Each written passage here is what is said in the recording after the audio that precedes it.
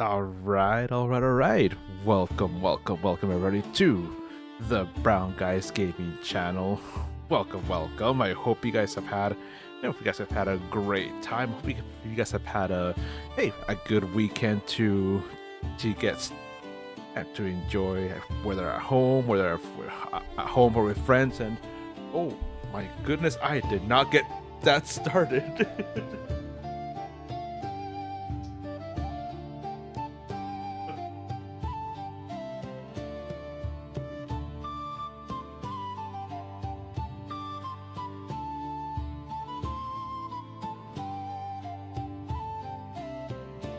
Oh man, I can't believe that I actually forgot to get that started and get that going.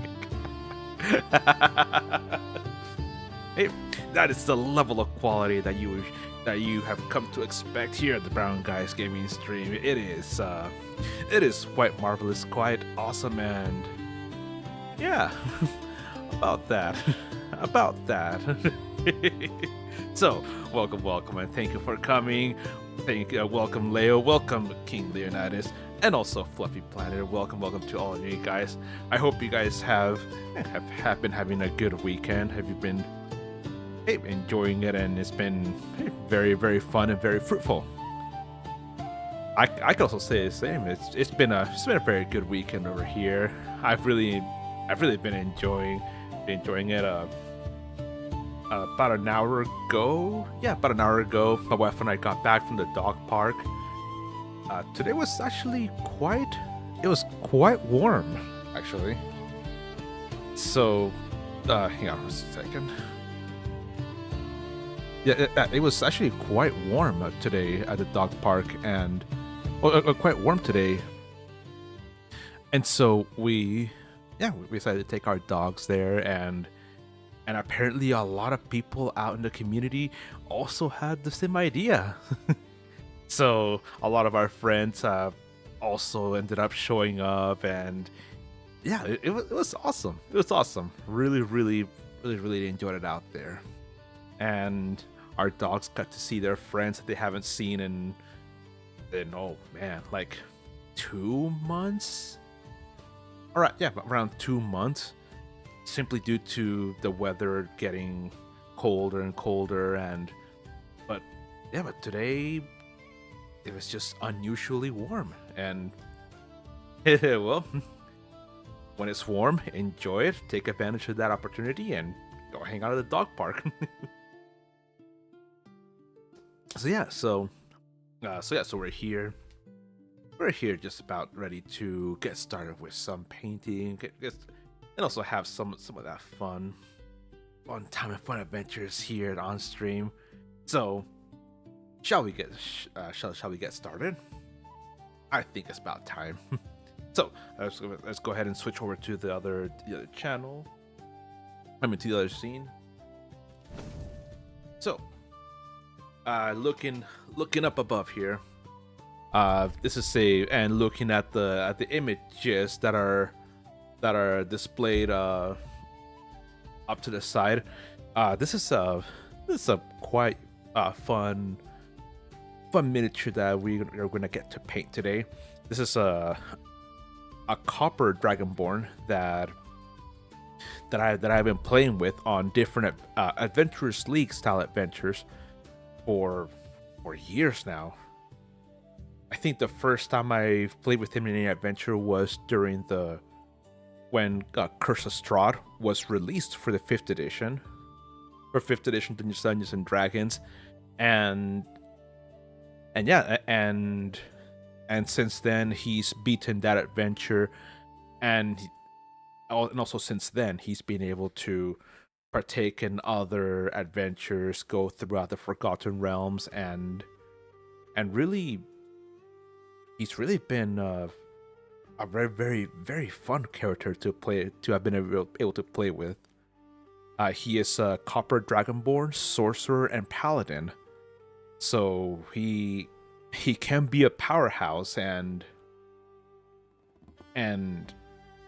playing as both as a primarily a paladin and then as a sorcerer has been quite the adventure, quite the Yeah, well, it's been quite the adventure, I would say. So, well, I say it's time to go ahead and get started, and let's get let's get moving. Let's move to the desk over here behind me, and let's get started with the painting.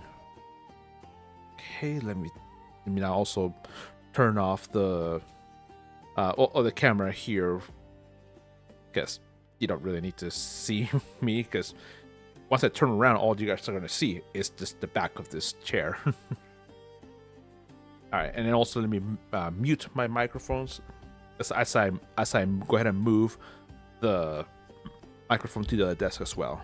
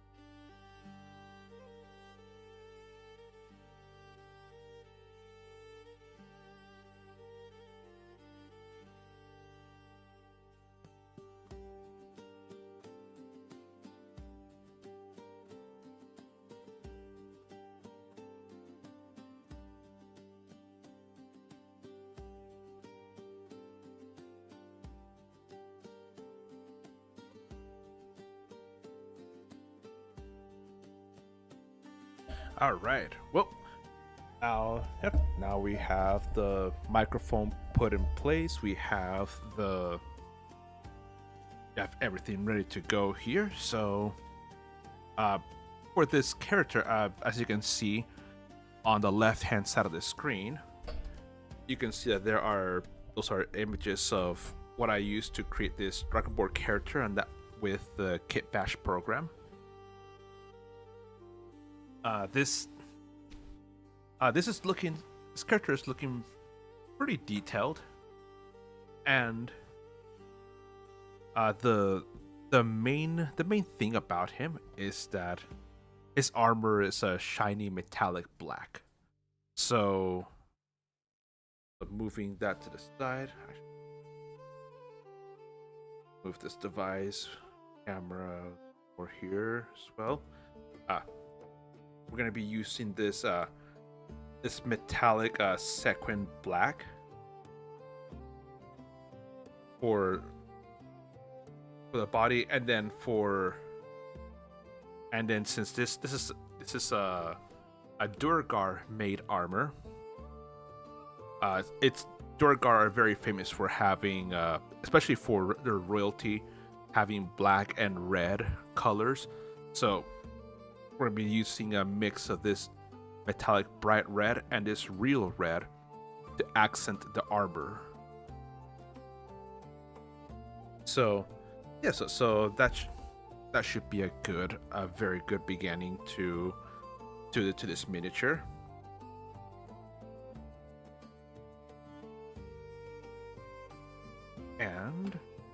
And also, we're gonna be using this necessarily a fine tip brush, but I'm gonna use this brush over here in order to get us a good decent coverage throughout the. Actually, no. I'm gonna use a bigger brush. Now that I actually think about it.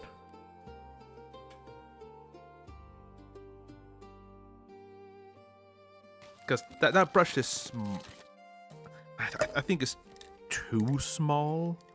Now that I actually look at it and think about it, I think it might be a little bit too small.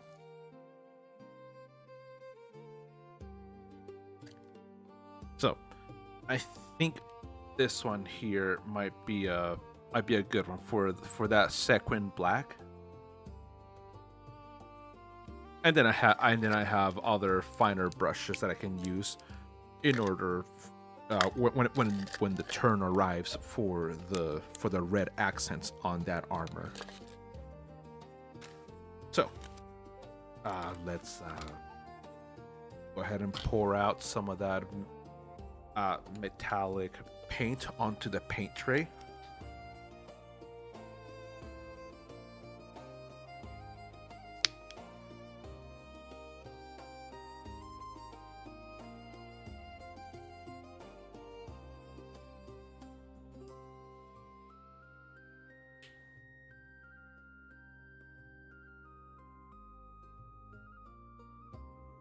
Okay, perfect.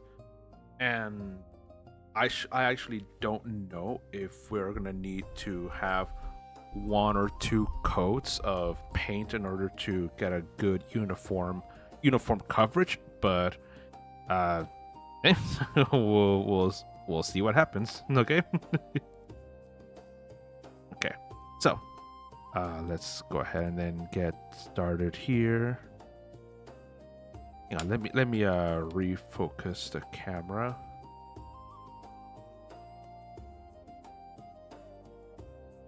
There we go.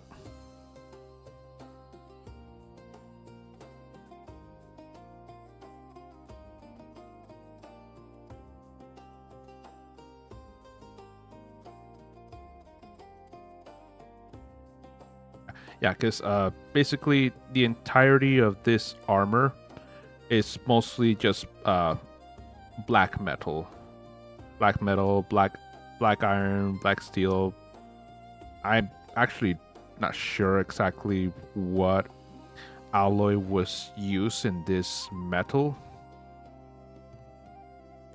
All I know is that it has been dyed. It's been blackened, and yeah, it's been blackened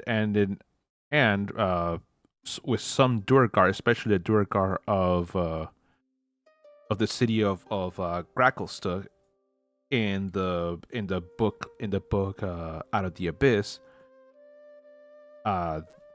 This armor, where we find it at, is actually previously owned by the Duergar king,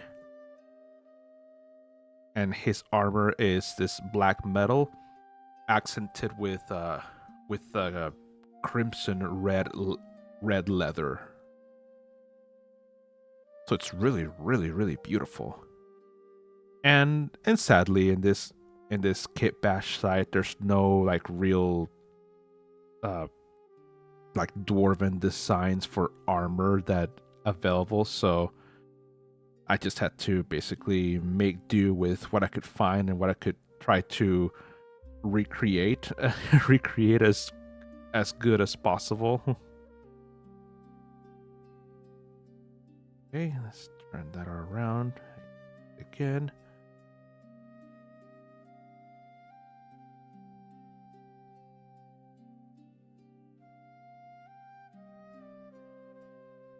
Okay. But this sequin black color, I really like it.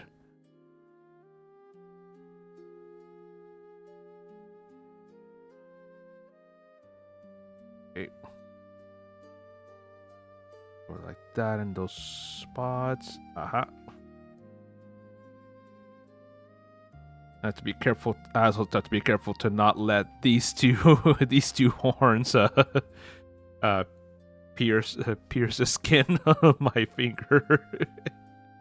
Oh yeah. That doesn't seem like it would be too fun to experience. But oh well. If it happens, it happens.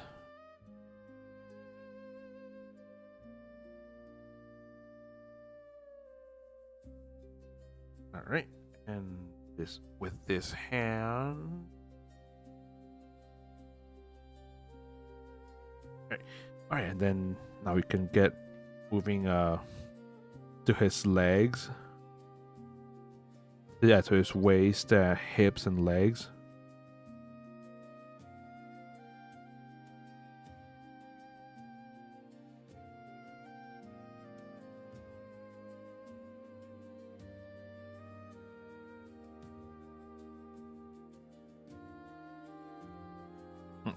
Okay. So far, I think this is looking good. It's looking, yeah. So like I was saying, this is armor, uh, Durgar make armor that this Dragonborn Paladin currently has equipped, and yeah, and this guy, he wasn't the original owner of this armor. Obviously, this set of armor belonged to King. I think his name is Horgar Steel Shadow the Fifth.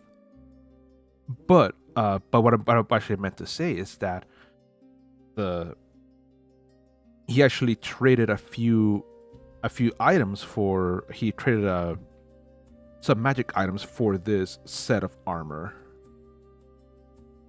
I think he had a Staff of Frost magic item that he exchanged he exchanged to someone, to a friend of mine who had a set of Dwarven plate armor that at the moment his character was unable to actually use. So, like, hey, I have something you could potentially use. You have a set of armor that your character can't use. You have a set of armor that you can't use. I have and I have a staff that your character could definitely use, like that, such that I tasked him. So why not trade, right? And trade we did.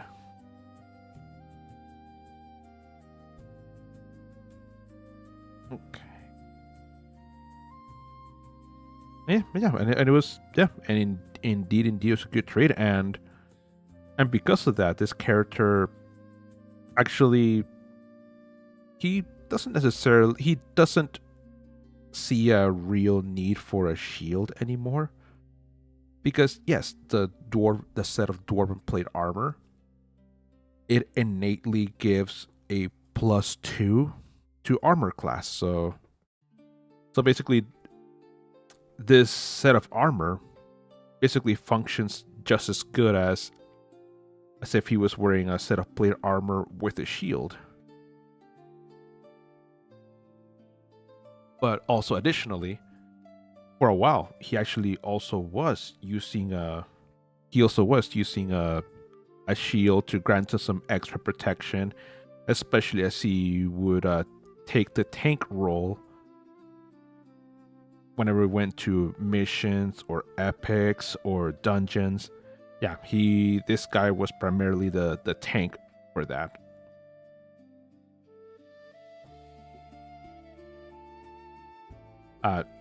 Primarily seeing that paladins generally have a very, very, very high armor class, and because of their ability to have really good, because of the proficiencies to wear different sets of armor, and also because of their high strength, well, these guys are able to really mix and match armors, shields, equipment, and really become an impenetrable bastion of defense.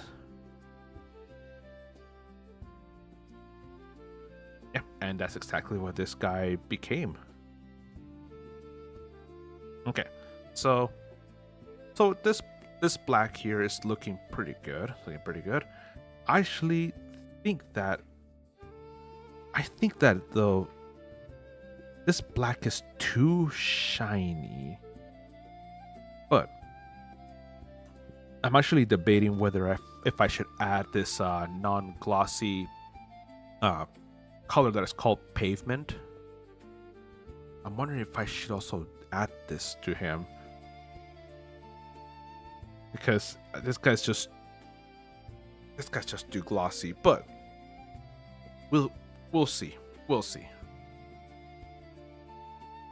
So let's go. So while that dries, let's go ahead and dry off the wash the paint off of the brush.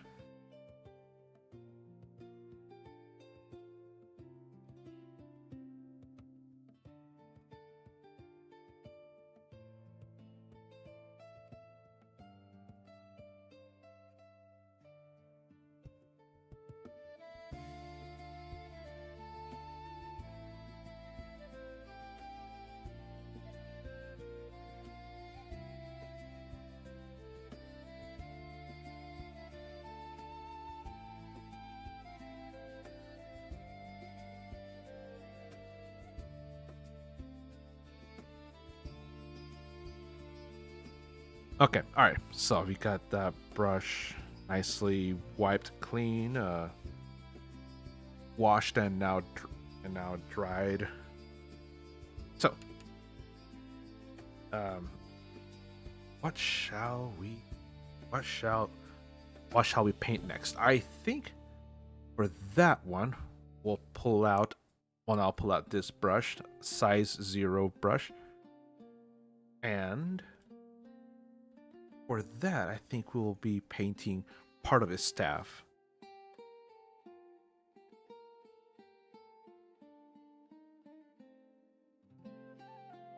So his staff that he has on the one hand, this is a staff of power. So because he is multi-class into a sorcerer, he is now able to attune to a wide range of magic items that that were previously here to unavailable to him. But this magic item called the Staff of Power, now that is an incredible item. This is a staff that can only be attuned to by sorcerers, warlocks, and wizards. So yeah, so big already big requirements, a big ask for quite a bit of people actually.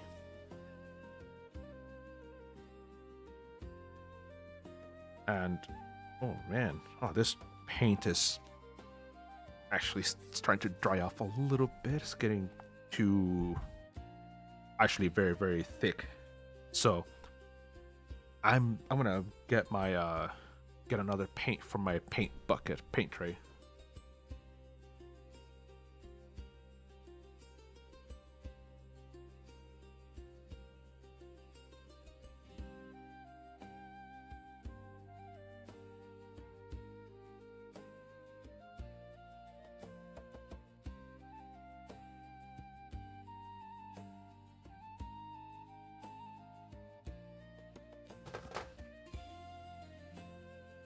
Okay. All right. Yeah. Okay. I found my handy dandy dolphin color, and I found another black color. It's a jet black color, not a pavement, but still a very good one. I'm gonna have it out here just in case. Oh, I'm gonna mix because this dolphin gray is actually slightly too light for what I wanted. So I was using a medium gray color, but this dolphin is just too bright. So I'm gonna add the tiniest bit of that jet black to it, and hopefully darken up that gray a little bit.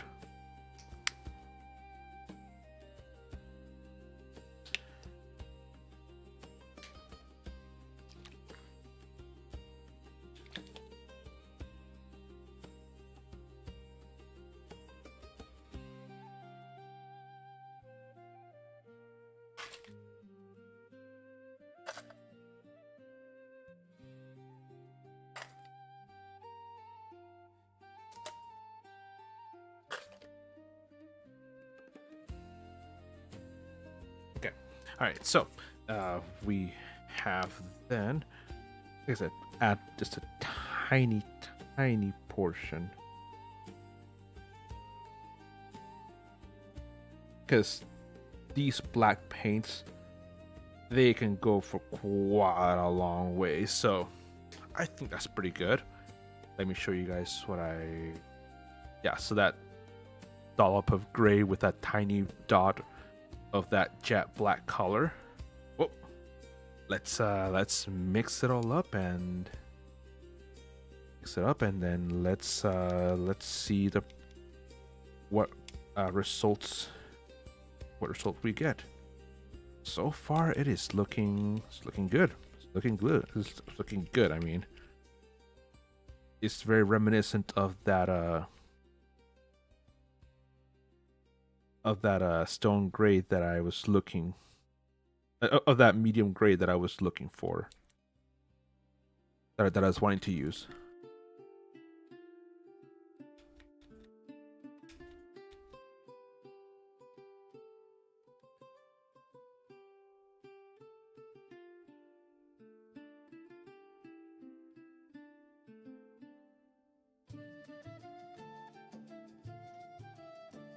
Okay.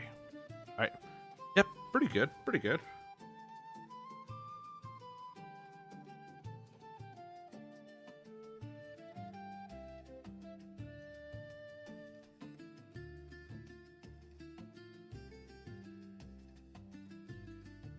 This music actually kind of has me kind of thinking about some of the bard songs that some of the songs that the bards sing in the different taverns and inns throughout Skyrim, especially that last track. It kind of had like "Beware, beware, the Dragonborn comes," kind of vibe to it.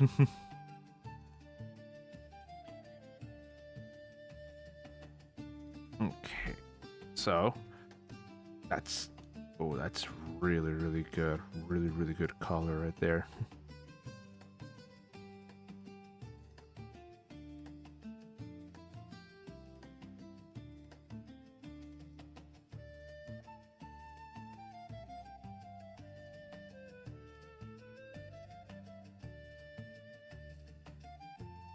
Mm-hmm.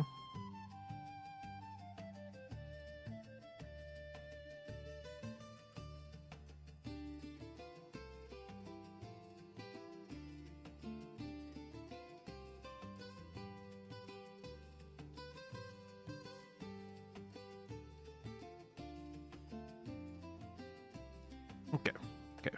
So there we go, there we go. We covered that right there. Not going too far because some parts of this staff here, there's like a little bit of brown that signifies of the leather portions that are used to hold the staff.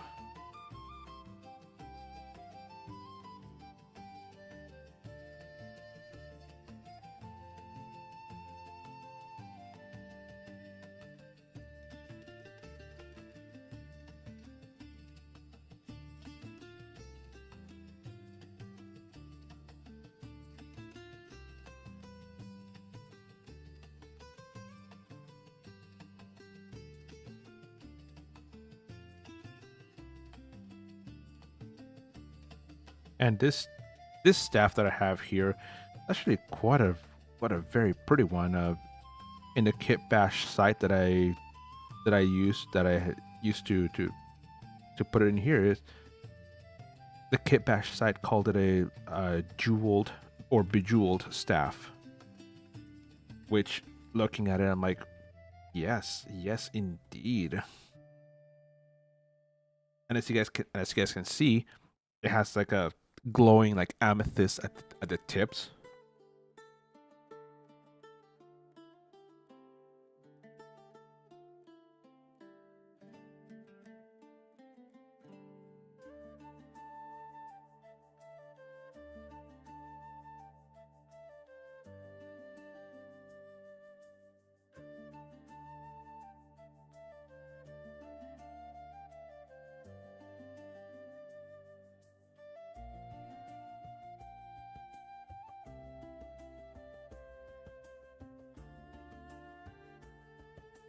Okay, hey, so doing a little bit of fine tip work here.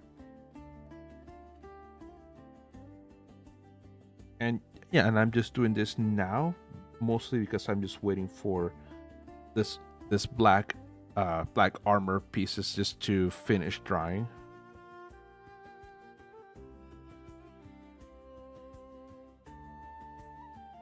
Okay.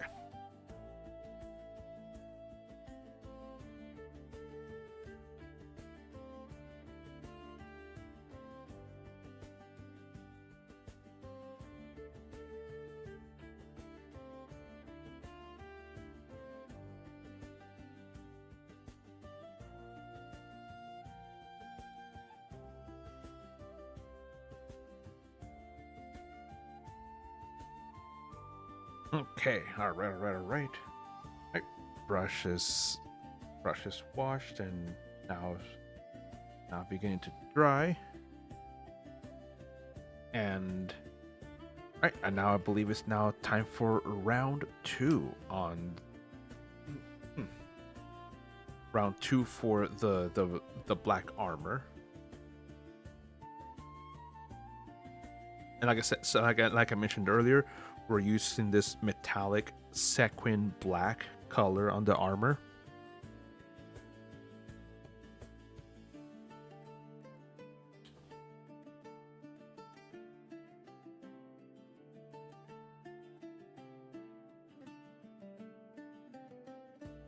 Okay.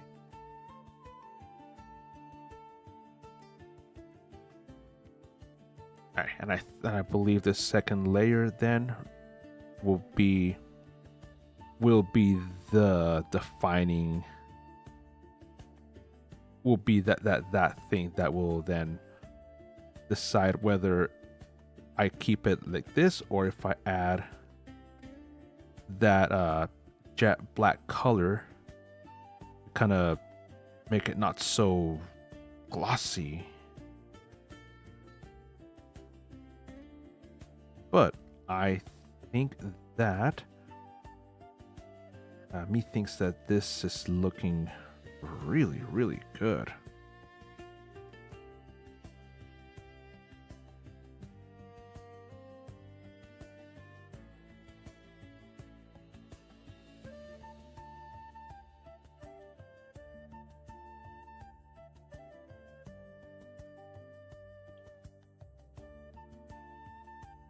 Mm.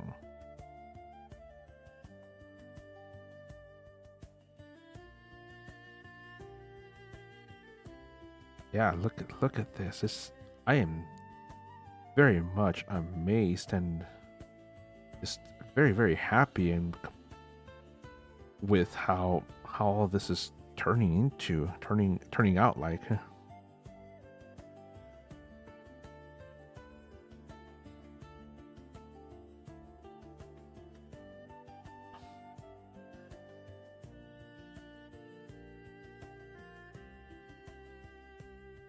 Okay, so I think that the upper body is now finished, and now moving on to the lower body, starting with the legs here.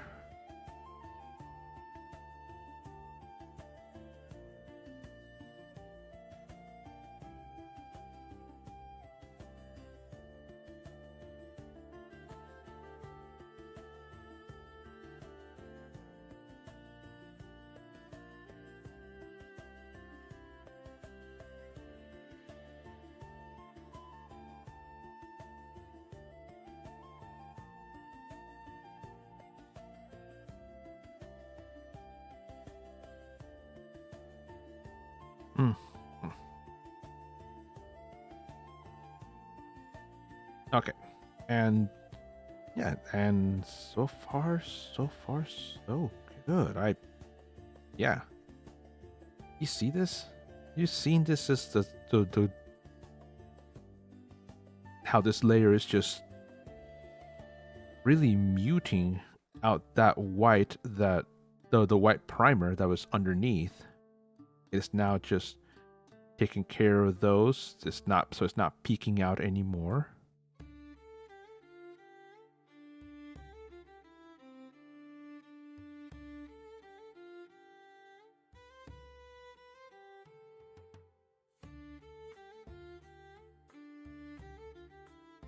Okay, nice. All right, hey, Zolkir Jax, welcome, my friend. Welcome. I hope this weekend has been a good one. It's been treating you well so far.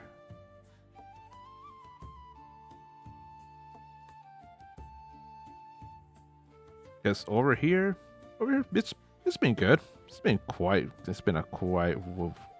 a good weekend so far.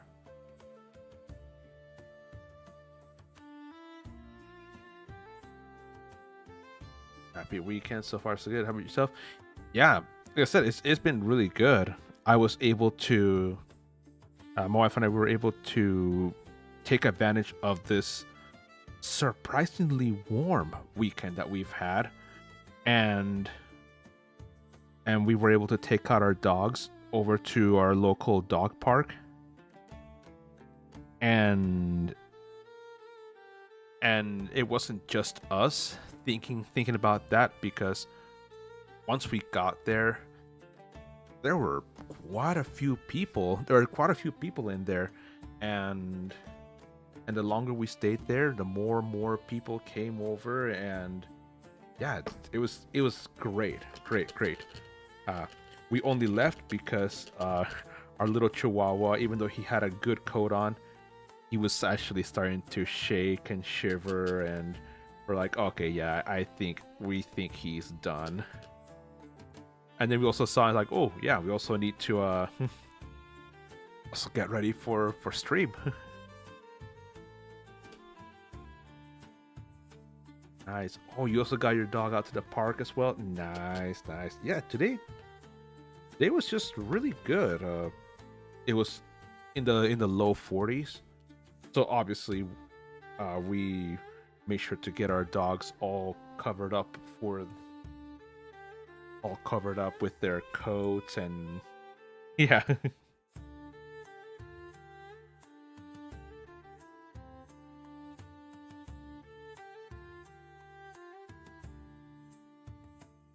Okay. All right. So, okay. So, yeah, this second coat of this sequin black really was the thing that kind of finalized it. Your evenings are in the low 40s over there. I want to check out what a temperature is here right now.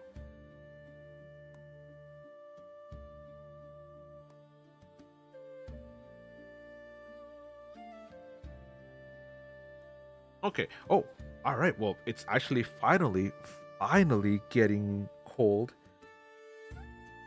Temperature here right now is 34 degrees, and it's looking like it's gonna go even colder. Yeah, we're expected to go down to 27 degrees at the lowest during the night.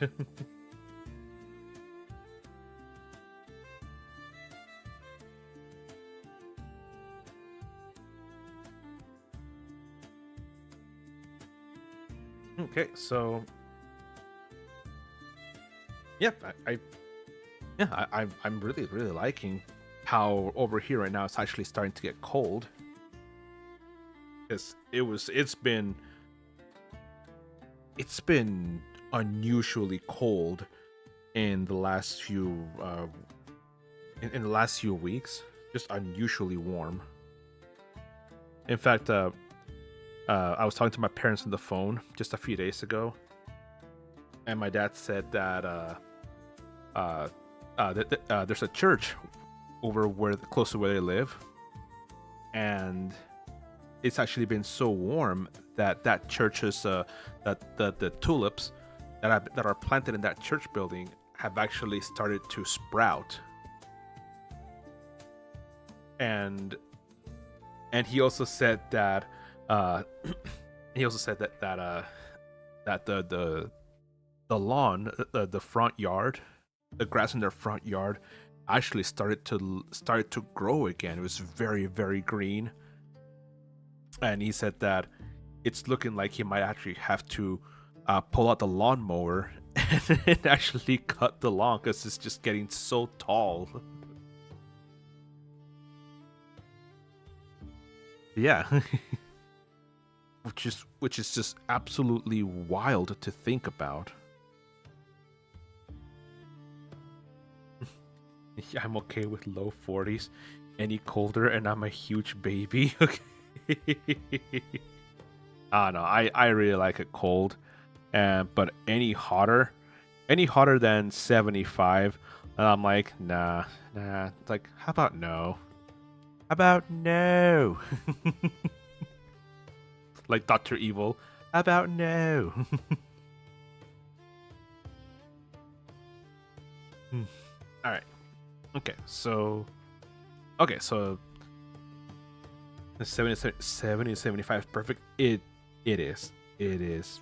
It is the perfect temperature. It's not too cold, not too hot. Okay. So this black paint here uh still needs to dry off first. But in the meantime, we're gonna while that paint is currently drying off, we're gonna be using for the red accents and trims. We're gonna use a mix of these two. I think they'll be really good. And then with another really small amount of this black paint, so I want it to be a bit of a darker red. I don't want it to be so bright.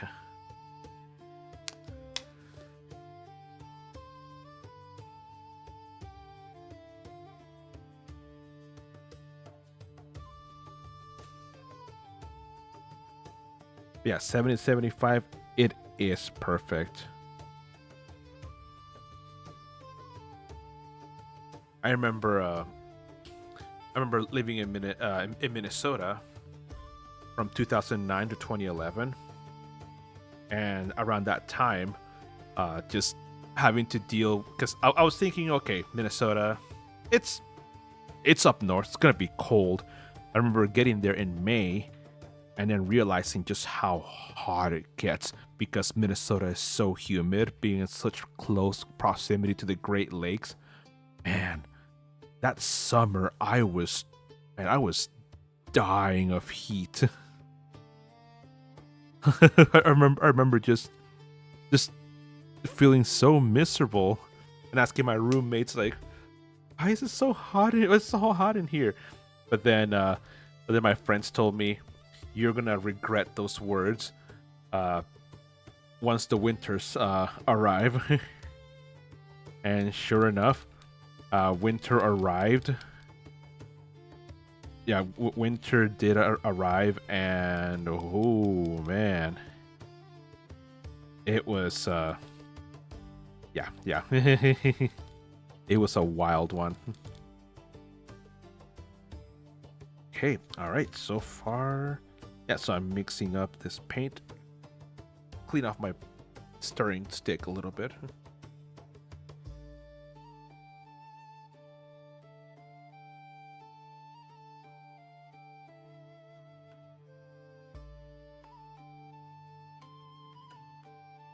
Like I said, winter had arrived and it was savagely cold. Okay, it's looking good. Although the camera here makes this red look a lot brighter than it actually is. Oh, actually, maybe.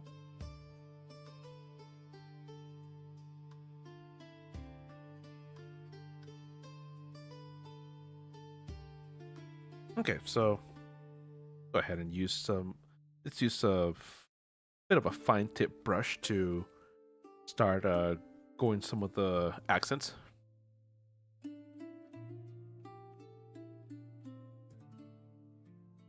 It's very similar to Maine, hot and humid in summer and colder than a penguin sitting on a snowbank in winter. Oh yeah. I had a friend who was trying to move out of Portland, Maine, and yeah, he had at the time he had gotten a really bad argument with his ex-wife, and he threw him out, and he was unfortunately homeless for a portion of that winter. Oof.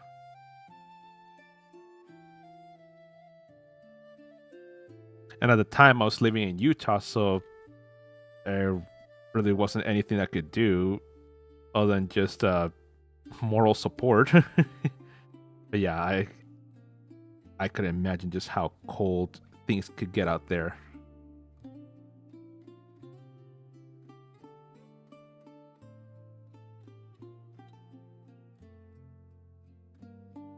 Yeah, but eventually, the yeah. So he spent the entire winter in his car, living out of the back of his car. But later on, that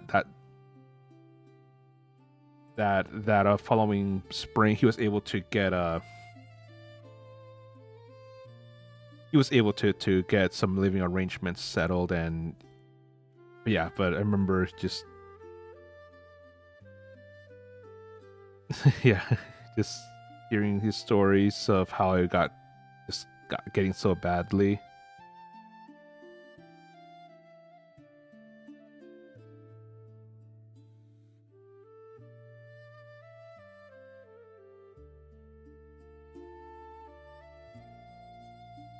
Okay, and then let's get this next bit over here, where it's just gonna be a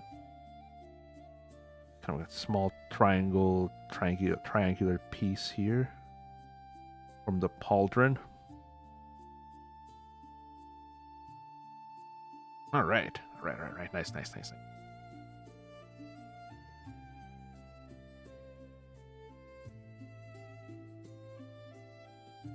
And then let's also get over here in the bracers.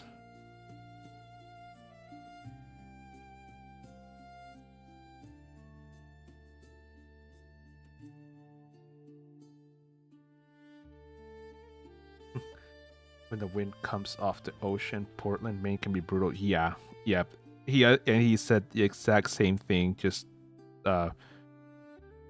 coming off of the ocean, it was just really, really bad. And yeah, but thankfully he said he had it. He had a good car. He still had a job wherein he could still get some money to keep his car powered on.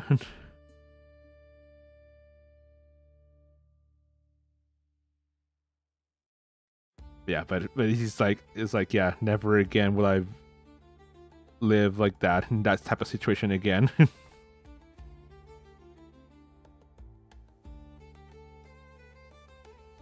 Okay, so let's get this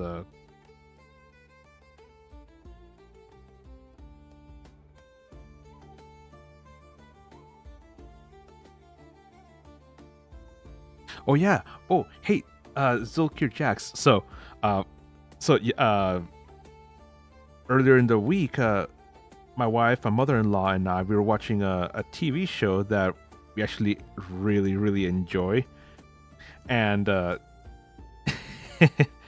funny enough, as we were watching it reminded me a lot of you, because I'm sure that if you're watching this show as well, you would be cringing a lot.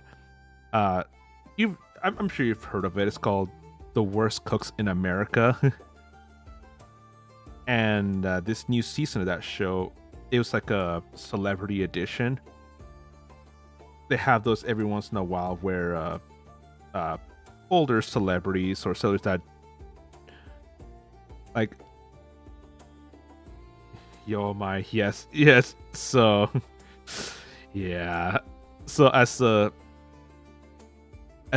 everyone was demonstrating what their level of cooking was, I was like, man, Zulkir Jax would probably be tearing his hair out, just trying not to just cringe his way into a stroke or an aneurysm.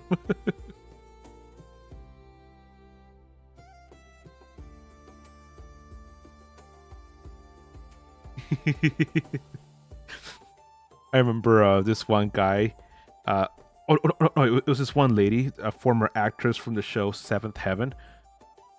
She tried making like a casserole with a whole bunch of vegetables, put them in the oven, and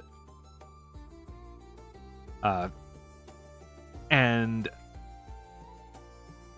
all the food that she had put in, she put in too much food into this baking pan, and she basically didn't give herself enough time to have everything bake in the oven. And so basically, she served everyone, including the judges, just a gigantic bundle of raw vegetables, like raw potatoes, raw squash, raw zucchini. No one could eat it.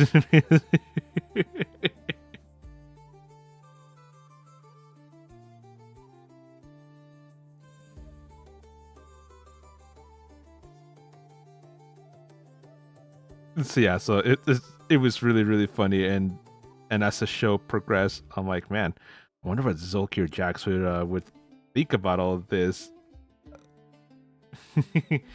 Well, good thing to know is that I can't watch it because I shot at the TV.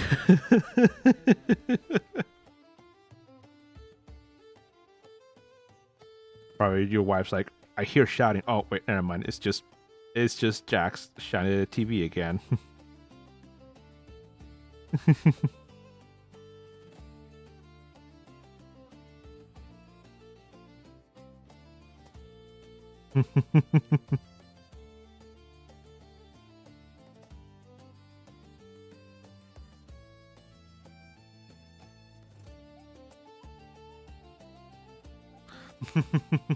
What are you doing? Oh, seriously.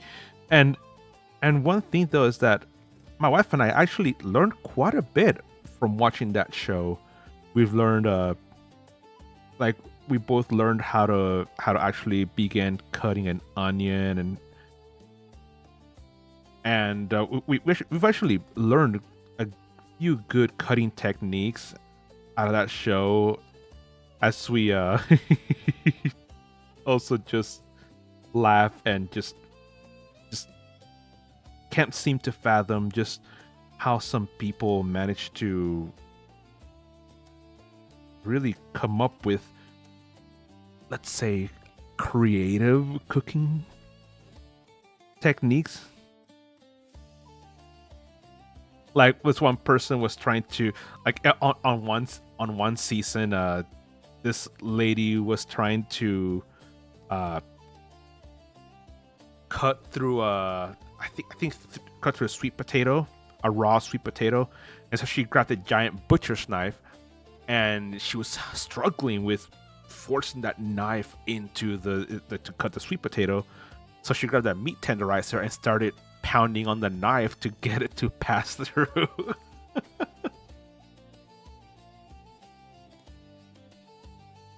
One woman was trying to cut a steak with a bread knife with the knife guard still on. I literally got off the couch that night. Ooh. I think I've seen that. I think I've seen it. Even my wife, she's like, mm-hmm.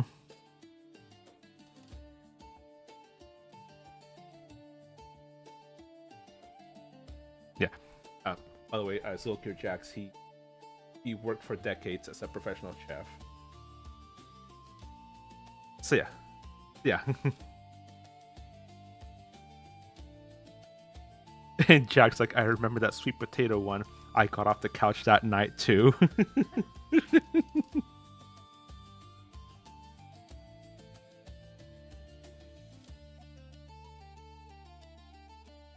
Yeah, I'd imagine it too.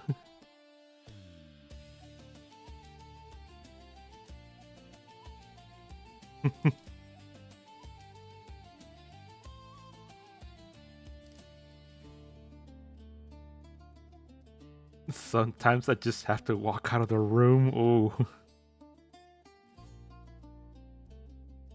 that bad.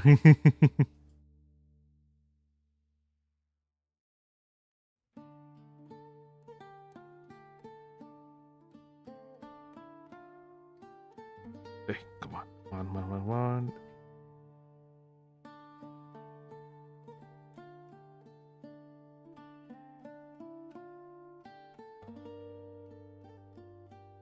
Man, I'm actually doing a lot better here than I thought I would have. Granted, I am still not doing super good. Like there's some spots that I I should have retouched. But this is I I am very, very surprised by what I've been able to do over here. Okay. Okay, so let's look up here. So around the neck, there's needs to be a red, some red here, going from the neck to the pauldrons.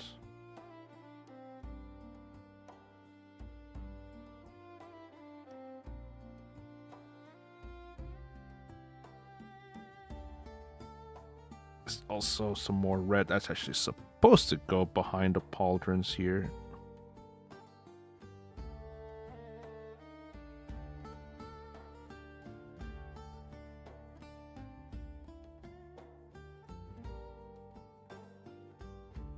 Aha! Ha ha ha!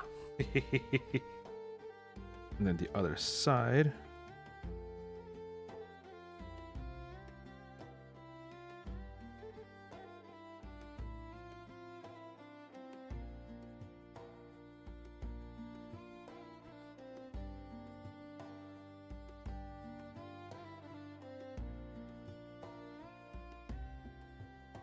Yeah, and then there's a line that goes from the neck to the shoulder.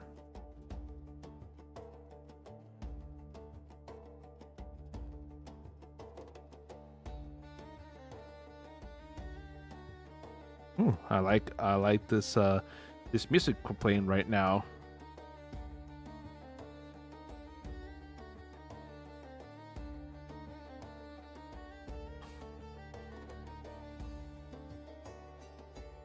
That's kind of a Arabian Nights feel to it.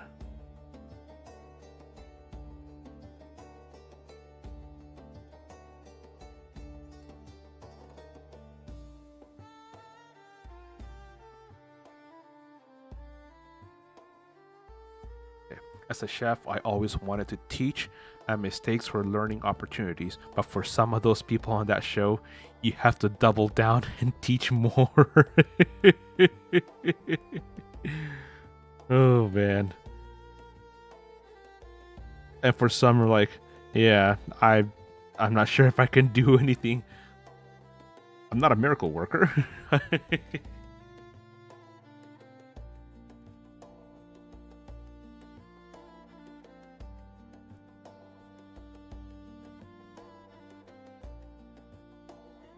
Okay. All right. For this next part, I actually had to move the miniature actually close to my face to get that section because I needed really close visual. Whew.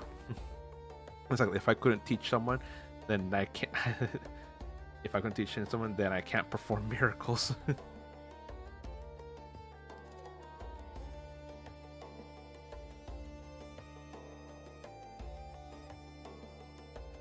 Okay, all right. So let's wash that brush right now to get any of that leftover red, prevent it from drying onto the brush itself. And now let's go to, because we got the chest portion done. Now let's go here to the back, and then we'll go into the legs. But so far I'm liking this progress.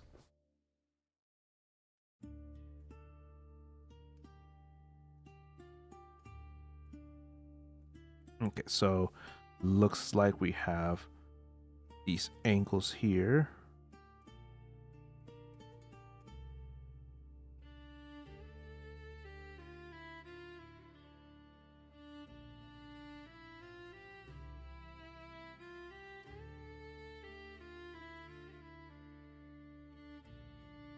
Aha, there we go.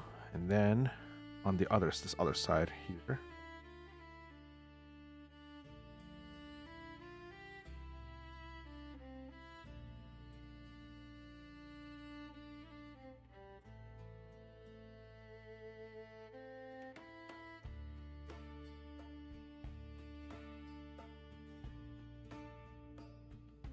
And then from the belt, the mid back, we got two other lines here.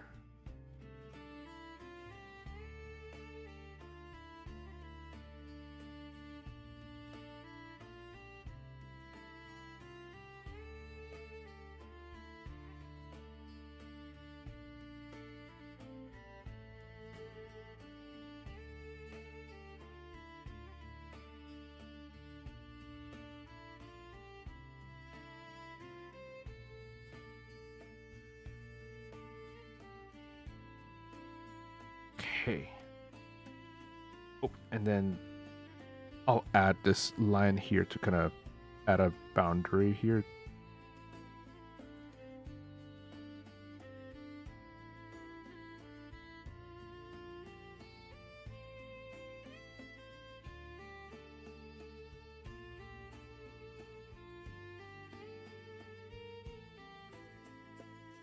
All right, so that's some good progress here on the bracers, pauldrons, chest piece. Let's touch up a little bit here in the chest.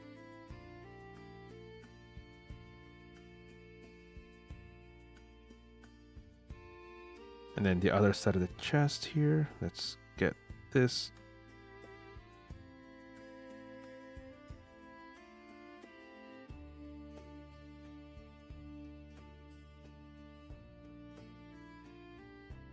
Nice. Whew.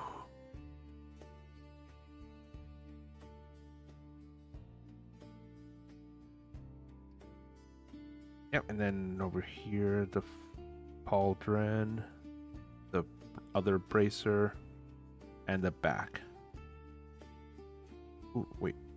Back of this bracer here needs a little bit of a touch-up. Good. Alright, now we move on to the legs.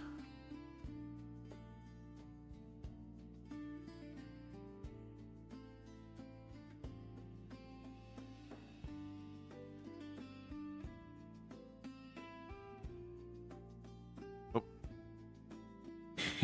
I accidentally whacked the stand, the monitor. The stand that's holding the camera, holding the camera and the light.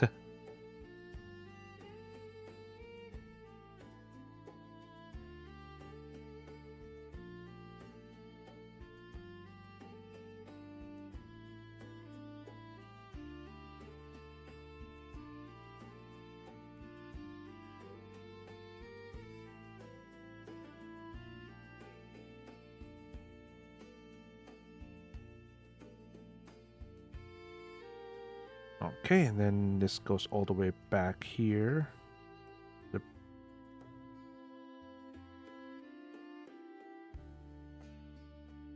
And this other portion here.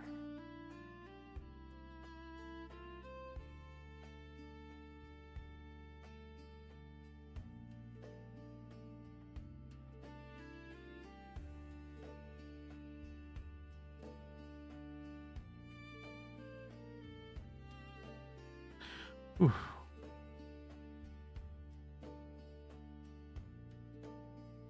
The tail and the sword here are not making it easy.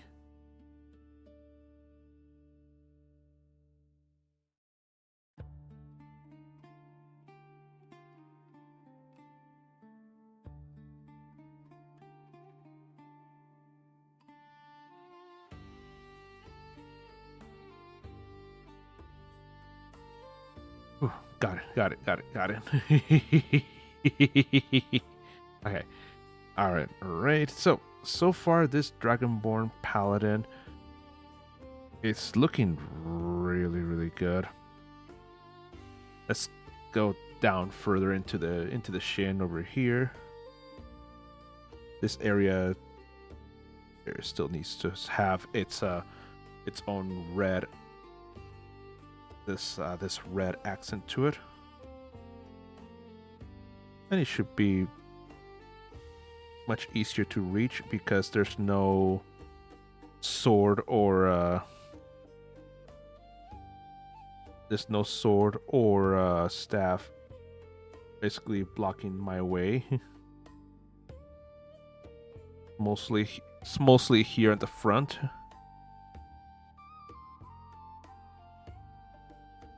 Yeah, and yeah, I'm surprised with how good this brush has been. Although I really shouldn't. Granted, these aren't like super quality brushes. My wife actually surprised me with these brushes a few days ago. Cause she told me, "Hey, we got a package in the mail. Can you go get it?" I'm like I guess I'll go pick up the mail. And lo and behold, she opened it up, and then yeah, we got this, and oh man, yeah, I'm so happy to have gotten this other set of brushes, because when painting with painting miniatures, at times detail is crucial. The level of detail is paramount, so I need something that could help me get to this level.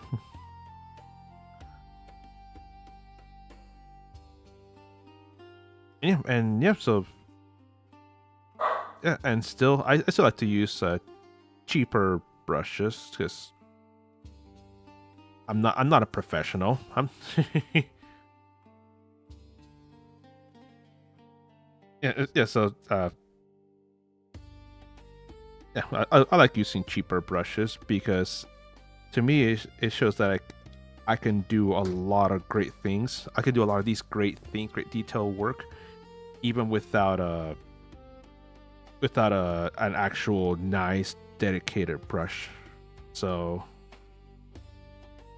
and I also still like using these cheap acrylic paints that can be found at any uh,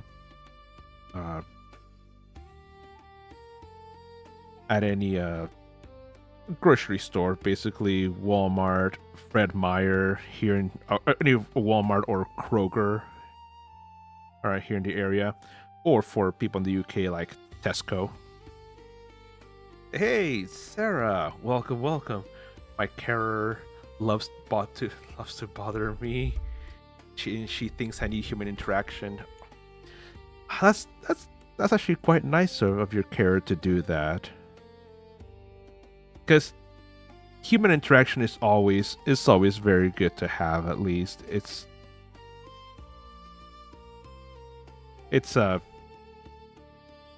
in the hierarchy of needs. No, there's shelter, food, warmth. Human interaction is also one of them as well, because uh, some people can really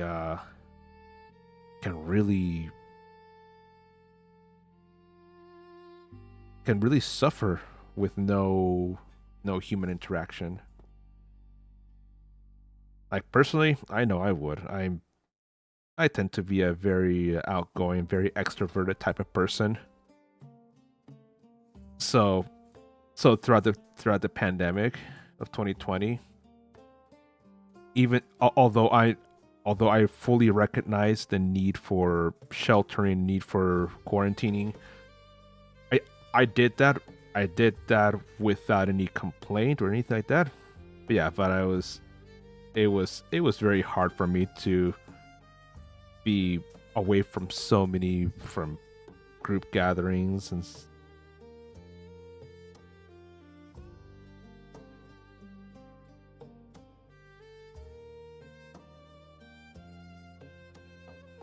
yeah, nice. All right, let's get this over here as well.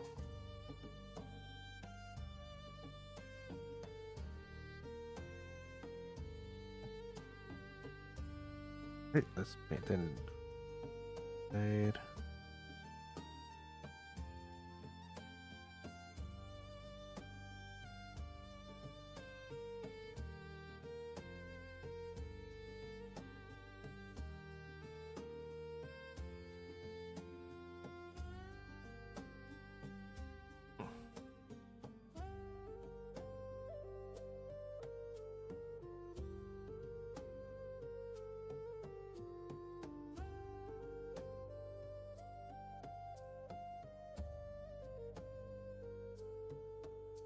Right, and then let's get over here the backside of this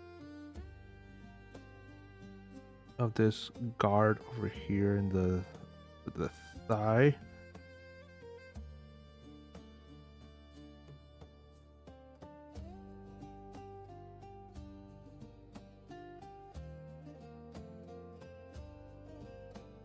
And then here behind the tail, let's get that.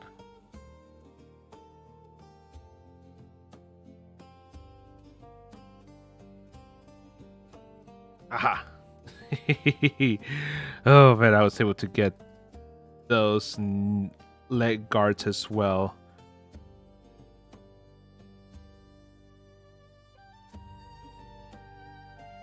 Sure, it's not the prettiest, but hey, I can easily go back to uh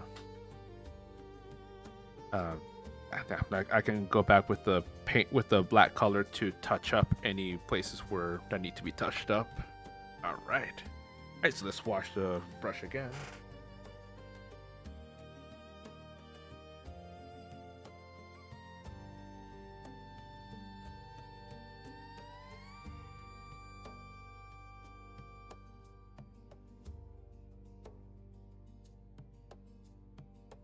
All right.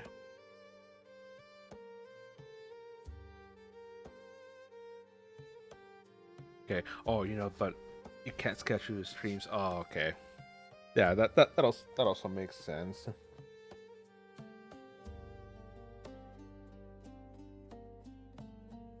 Whew.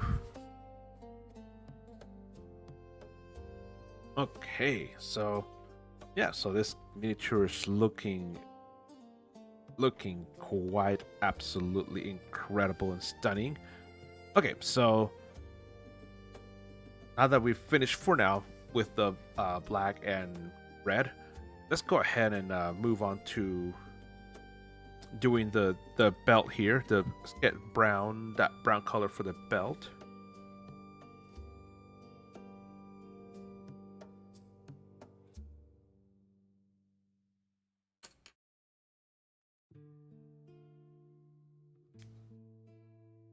All right, so for that we'll get a size 5 brush, and for the belt leather, I actually was thinking of using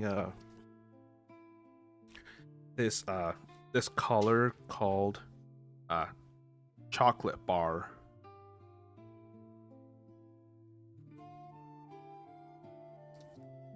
Ooh, actually this bottle is still brand new. We haven't torn off the plastic seal yet. Very nice. I wonder when we bought that paint.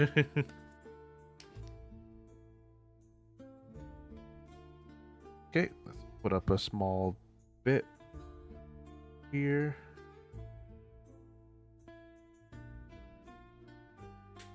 All right, and with that,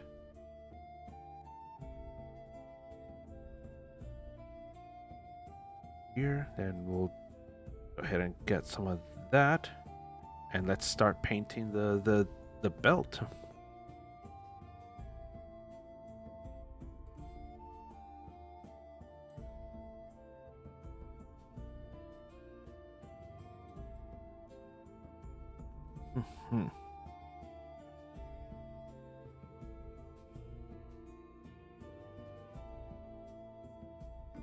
Okay, and then let's also make sure to paint the upper portion of the belt here.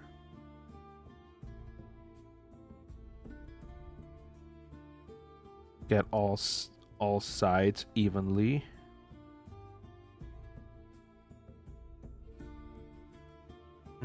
Okay, over here.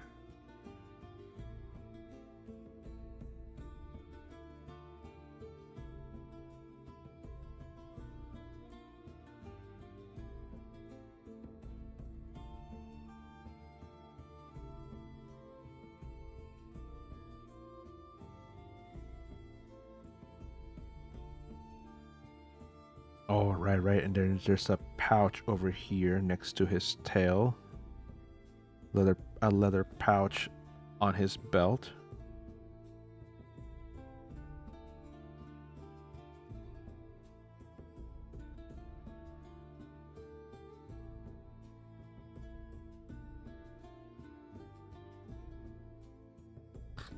Hmm.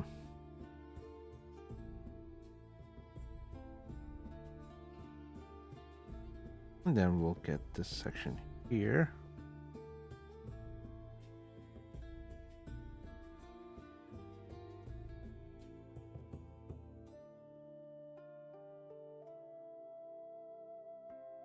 Because over here, this right here is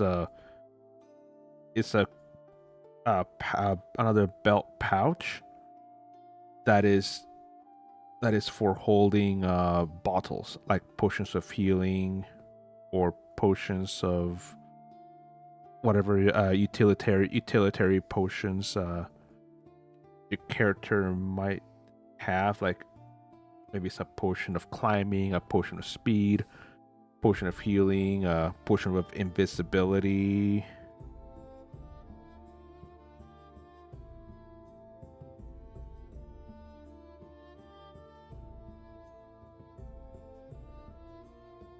Yeah, all of these are really necessary to have. So any good adventurer worth their salt will always have something like this on their person. Oh, bless you. That's my wife sneezing.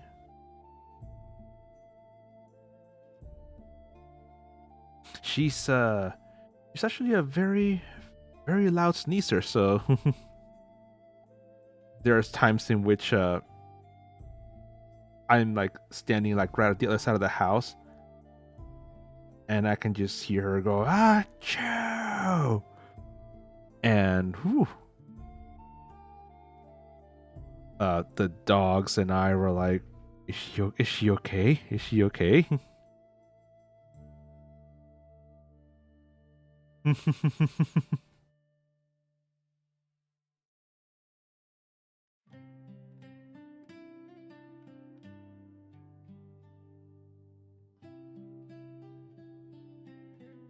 Okay, alright. Got that section down. Now we just need to paint these other two side pouches here and the back portion of the belt.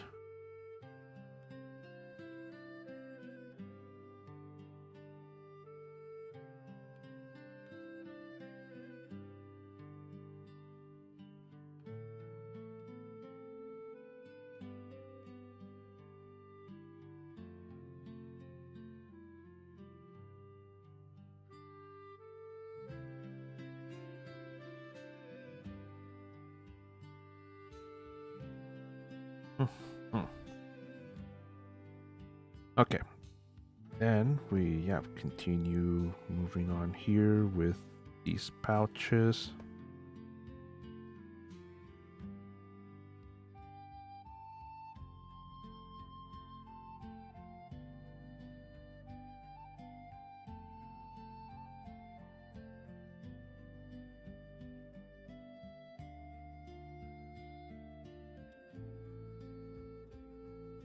Man, my hands are shaking just a little bit, especially the hand that is holding these miniatures. Holding the miniature is just doing a slight shake, and like, no, I can't have that. Cannot have that right now.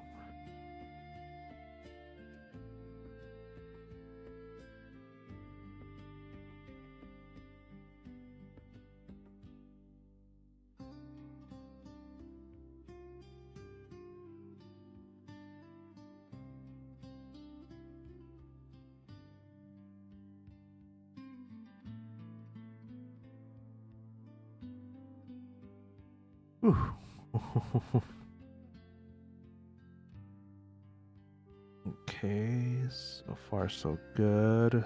We've getting some good coverage on this the brown here of the leather belt. Good coverage. And as you can see here, some of Black also got onto these lower portions of the pouches, so we're getting that corrected and rectified.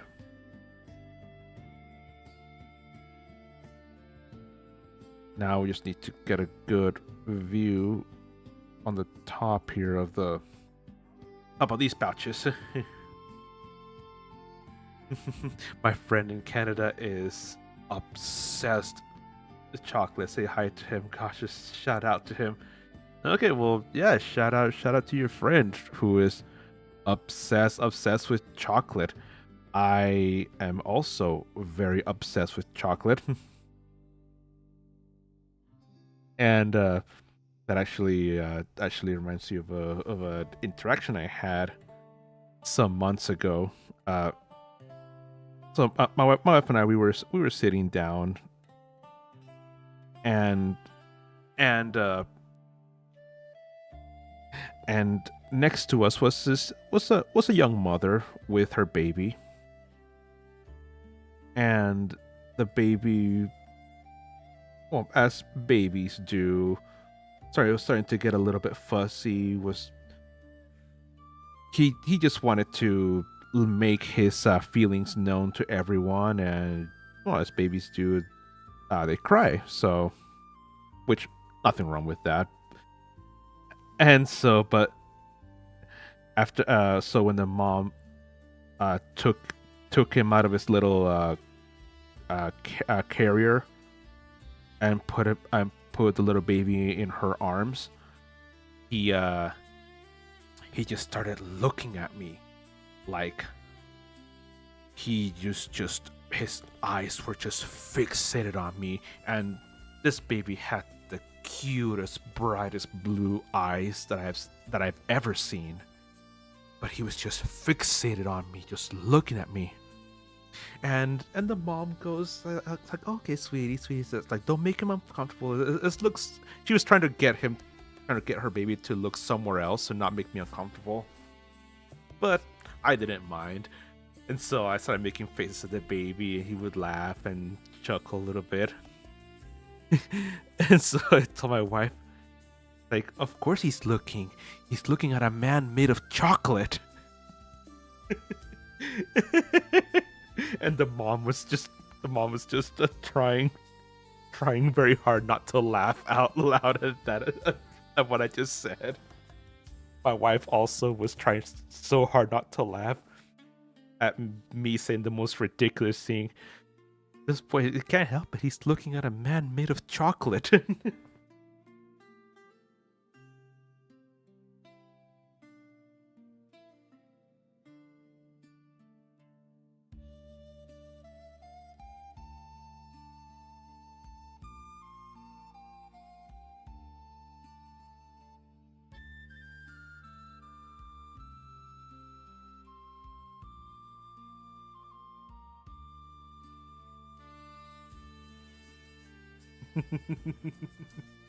Yeah, yeah. All right. So, let's go ahead and things up now, and now let's paint a little bit of a few parts here of the staff, wherein we have here in the staff we have a few chocolate brown portions that are like the little leather straps, leather holds that have been placed in here. So let's get that painted, shall we?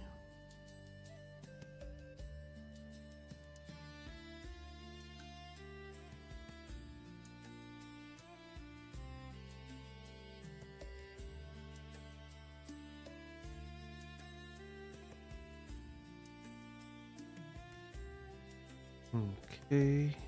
Right.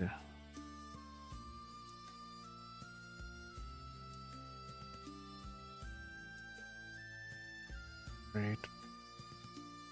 Oh, I hear our dog Stitch. I think he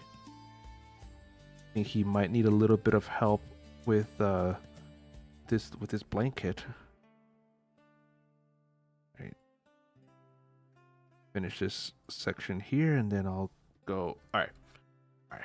I'll be right back. I'll see what's Stitch needing.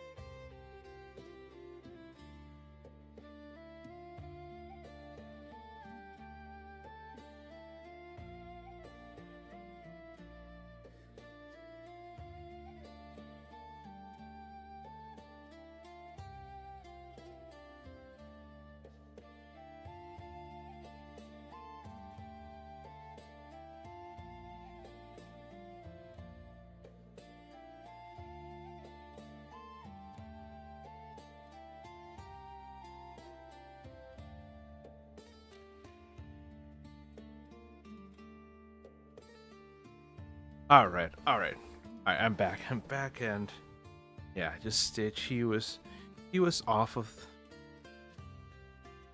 Yeah, he just needed help getting back to his bed and having his blanket put on top of him. So yeah, so I went ahead and got that taken care of for him. He's an old dog, old dog. Like this next month, February, he will be turning 18 years old. Yeah, 18 human years old. And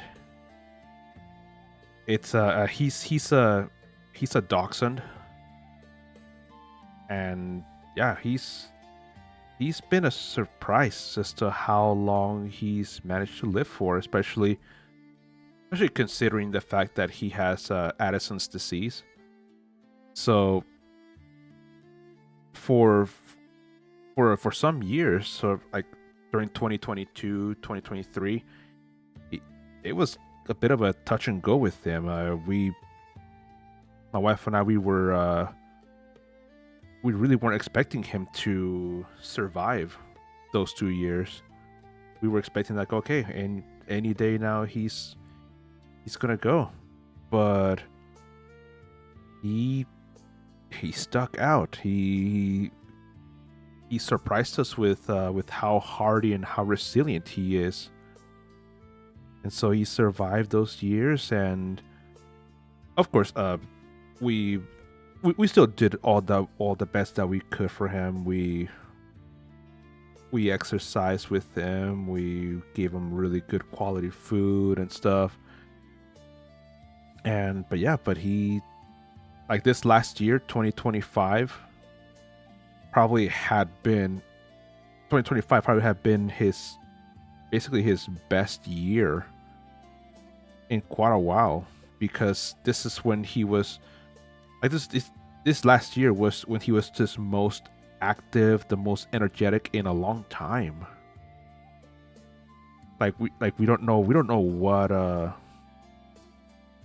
what got into him, but he was just so so lively.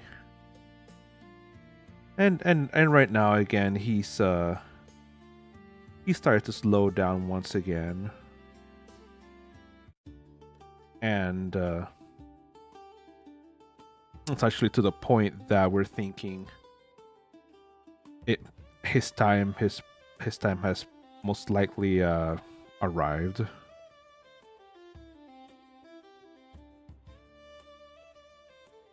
Yeah, so we're making we're gonna be making that hard decision at around the end of the month. Yeah, but it's been it's been incredible to see just how much he how strong and how good he was this last year. Okay. All right. So we got that section of the staff here. So I say then let's now go to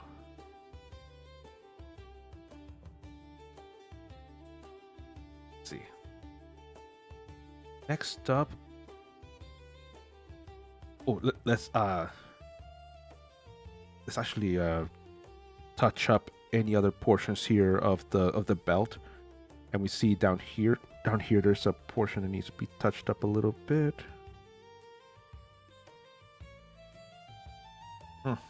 Got it.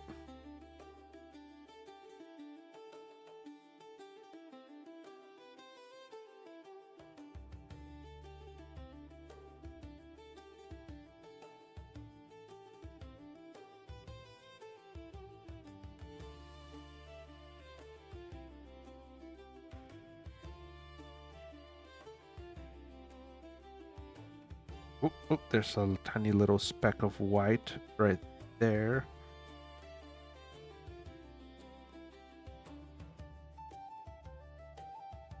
All right, I got that. Got that.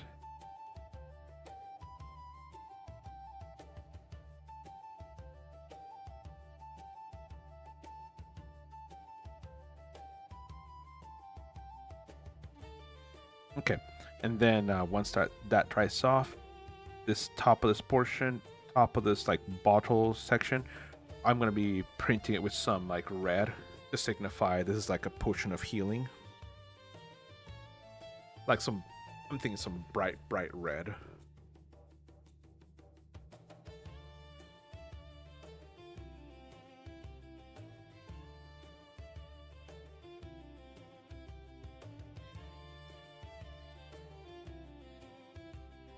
Ooh, ooh, I ran out of water in my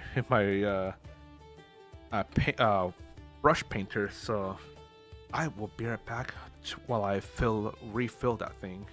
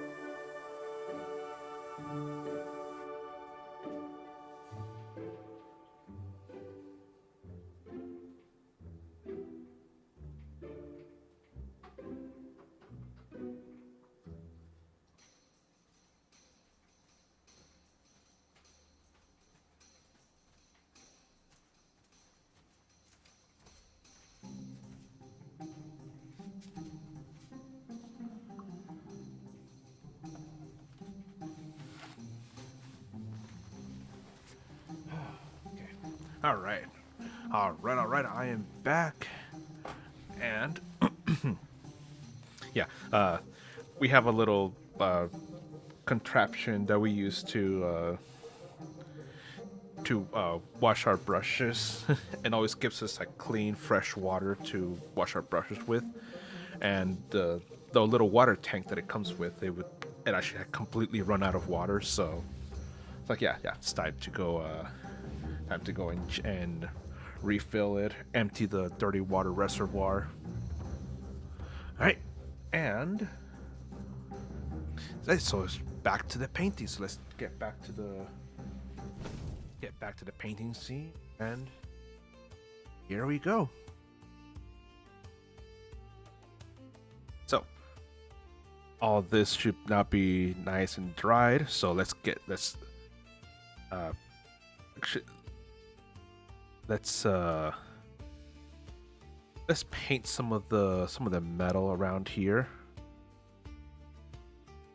So let's for metal, I actually wanted to use this metallic gunmetal gray. I think that would be a good option for the sword and parts of the staff.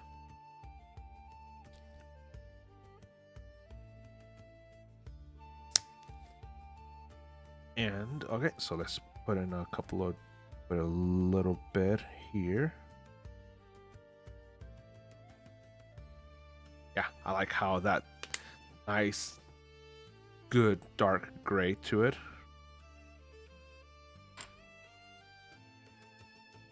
Yeah, so we'll put away our size 5 brush.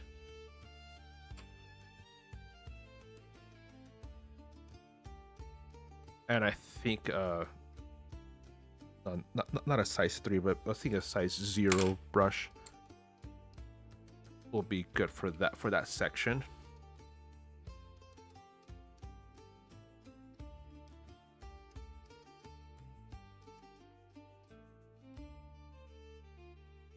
Yeah, so let's get this end here. This sword looks a lot like this end here, the pommel.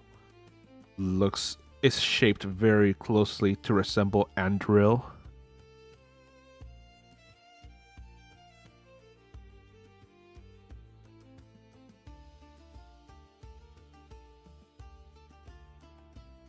Andril, if you know, you know, from the Lord of the Rings.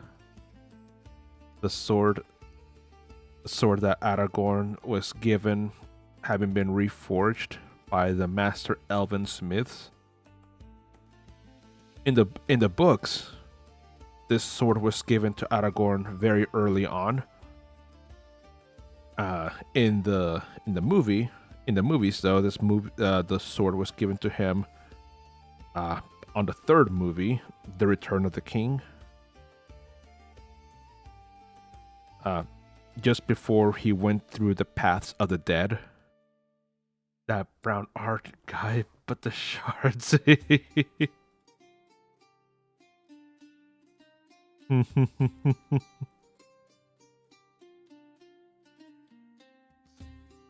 Well, it has been reforged or remade.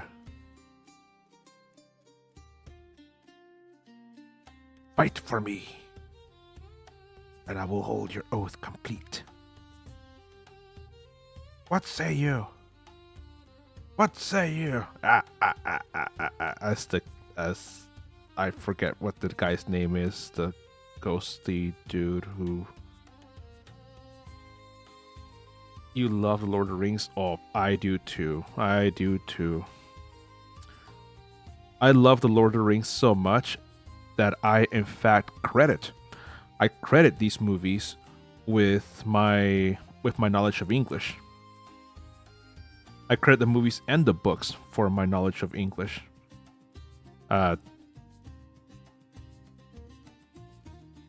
While I was a teenager, actually before I was a teenager, I remember watching the first and second movies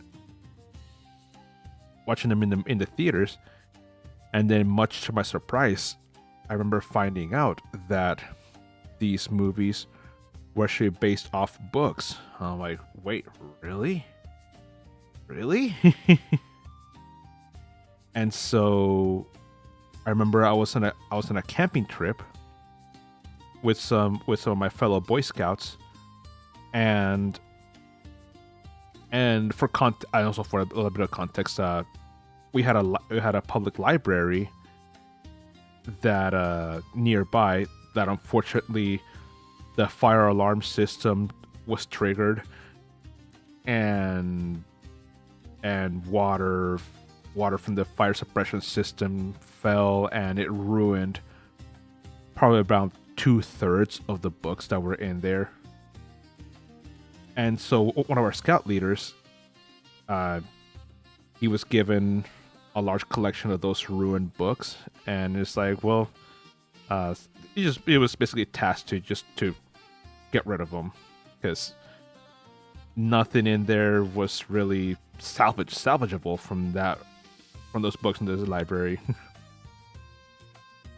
and so I remember amongst one of those books were a copy of the trilogy, where each of the three books from the Lord of the Rings, the Fellowship, the Two Towers, and the Return of the King.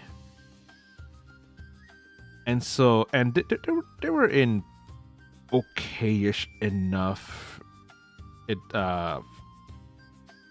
form.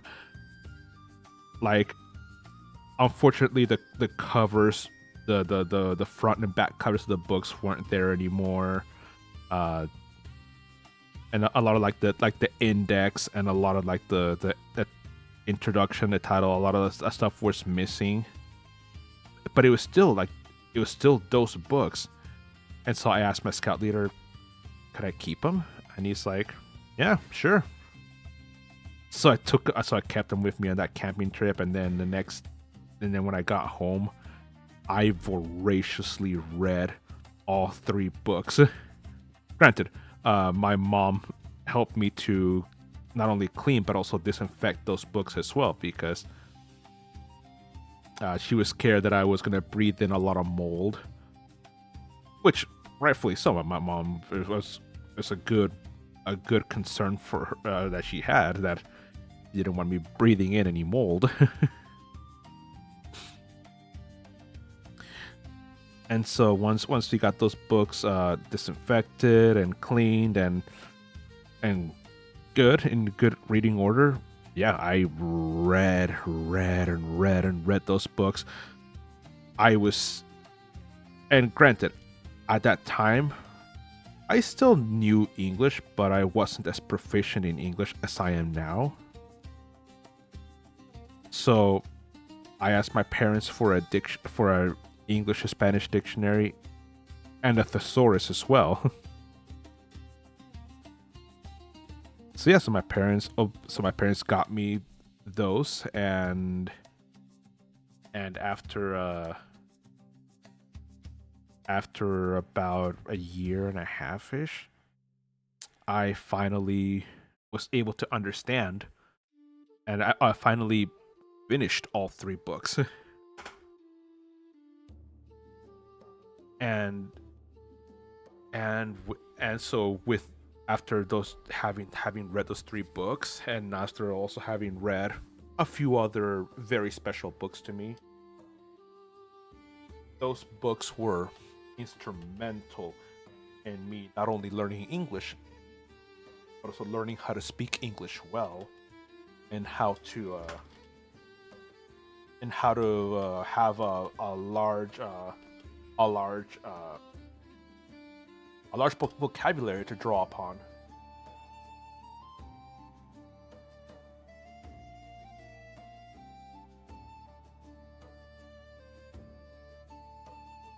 And I remember my sophomore year of high school, I had for my English literature class, my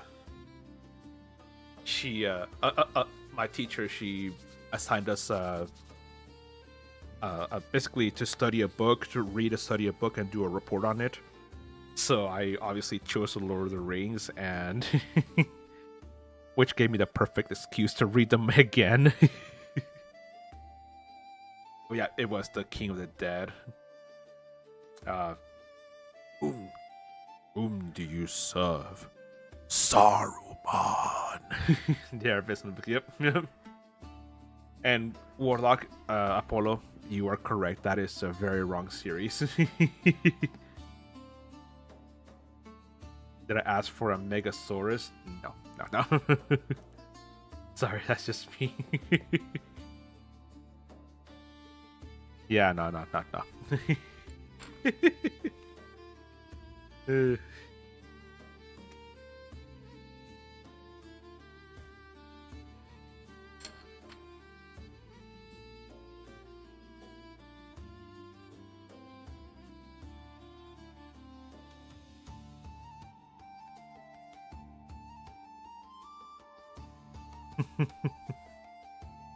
All right. So now that I have this, I'm gonna go ahead and paint this over here, the top part of this bottle.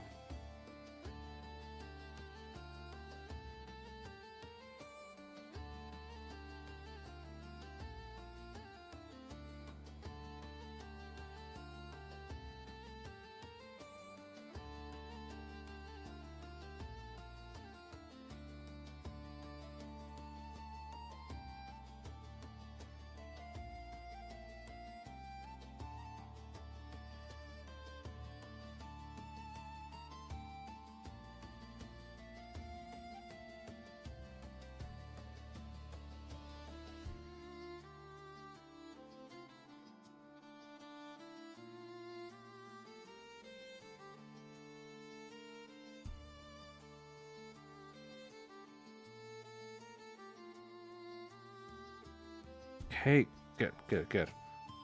Yeah, so I got that top of that bottle there looking nice and good. Nice.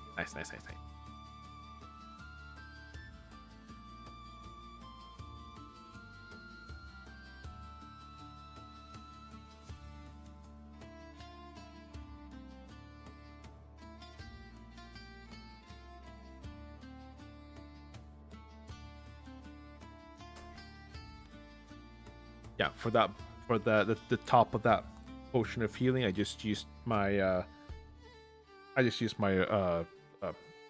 real red, and I used a size 20 brush for that. I enjoy my art. Wait. Okay, well, yes, I will most definitely keep enjoying my art. Or you're trying to say that you enjoy my art, which yeah. I also hope you enjoy my art.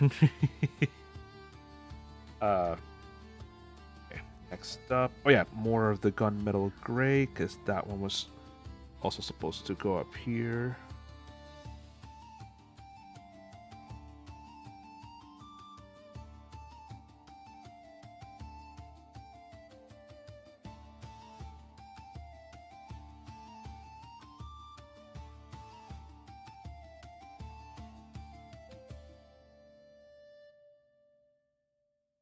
Okay, so far, that's looking real good right here.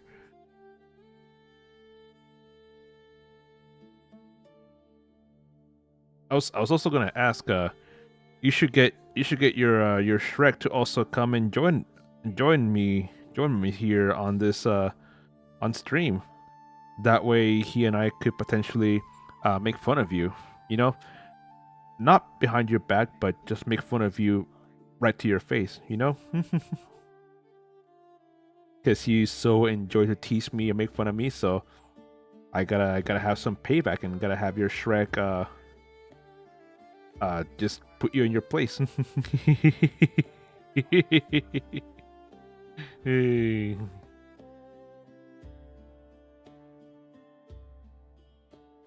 Okay.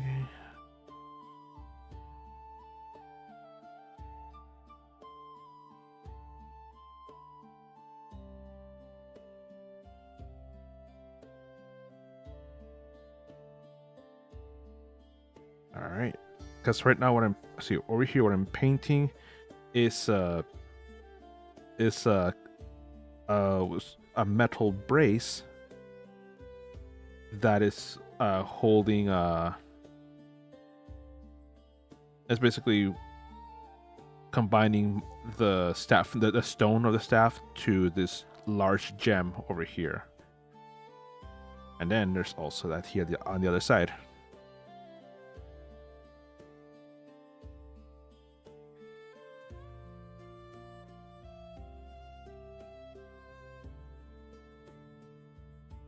Okay. Okay, I have the Lord of the Rings online. Oh, but your SSD is full. That sucks. How much space do you have in your computer, Sarah?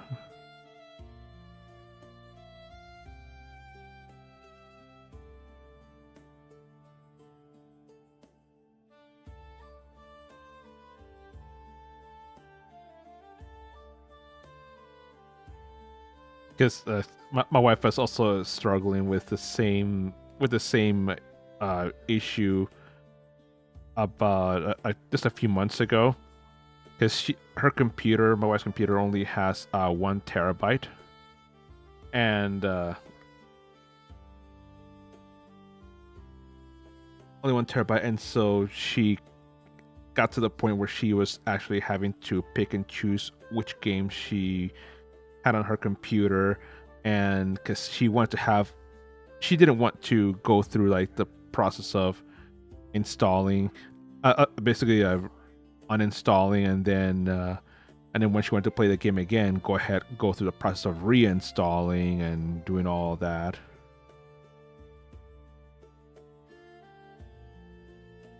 But then we remembered that over here in the house we have from our old computers, we still had some hard drives left, not SSDs, but actual old hard drives that were also 1 terabyte. So we put those in. I put one of those into her computer, and now she has 2 terabytes.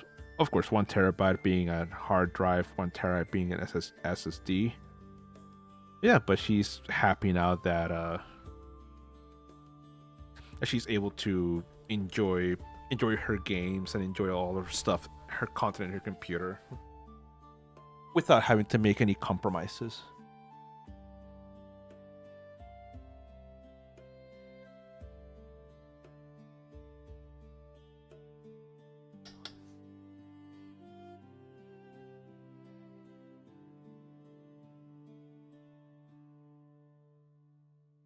Okay. All right. So, okay, now we need to draw like a little bit of black here for the leather. Oh, actually, I'll put in like a little bit of brown color in there for the leather on the handle. Okay, so put that in there.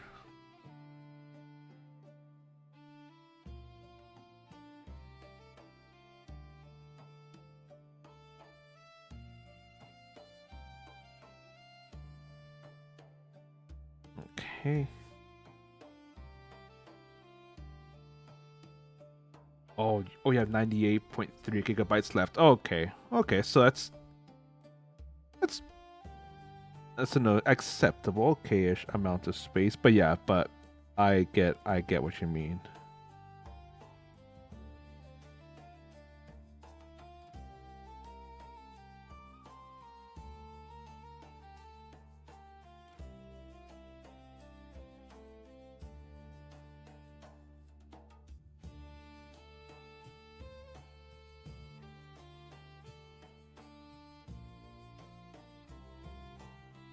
All right.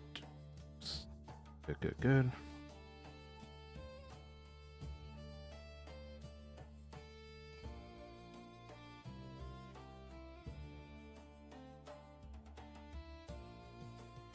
Ha.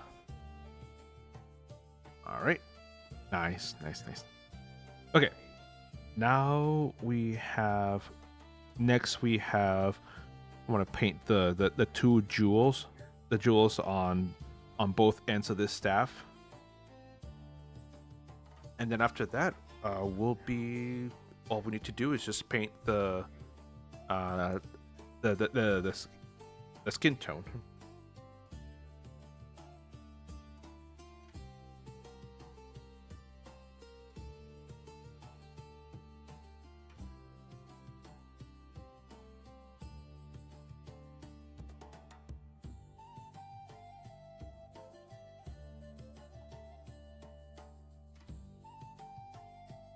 Oh, your whole SSD is 952 gigabytes. About a quarter of it is it's the operating. Oh, dang. Oh, so do you have like Windows 10 or Windows 11 or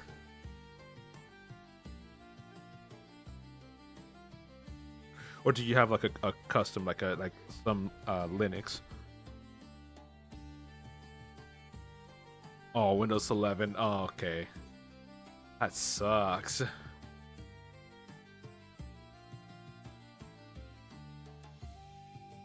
Yeah. I still have Windows 10 on my PC. And I'm basically thinking of upgrading to just taking out Windows and maybe going to a Linux-based OS sometime soon. Yeah, I don't want to upgrade to Windows 11. It's just so much just wrong with it, and this is a very very poorly done operating system. And the reason why I haven't upgraded to Windows 11, why my PC hasn't done it, so is because there's a little switch in the BIOS that hasn't been flipped. That basically, if it was flipped, then it would say, "Oh, your computer now meets requirements to upgrade to Windows 11." Because right now, even though I'm running a 11th gen Intel i5 and RTX 3070, and I mean some pretty good specs on my computer. My computer still tells me you do not meet the requirements for Windows 11.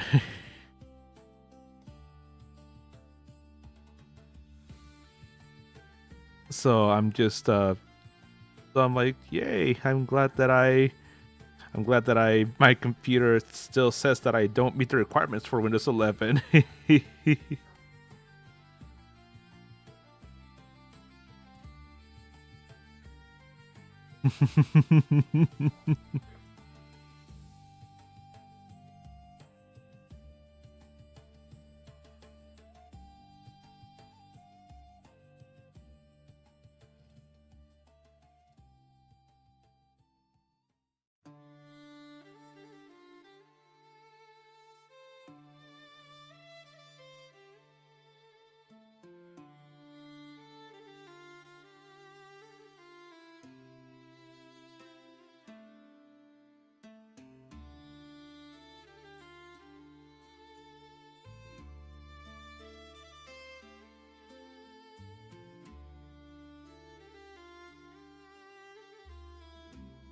Oof.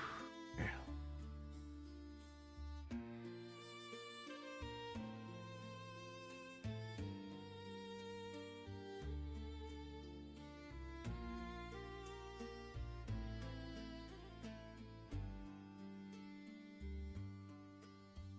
All right, and then now we get the jewel here at the lower portion of the staff.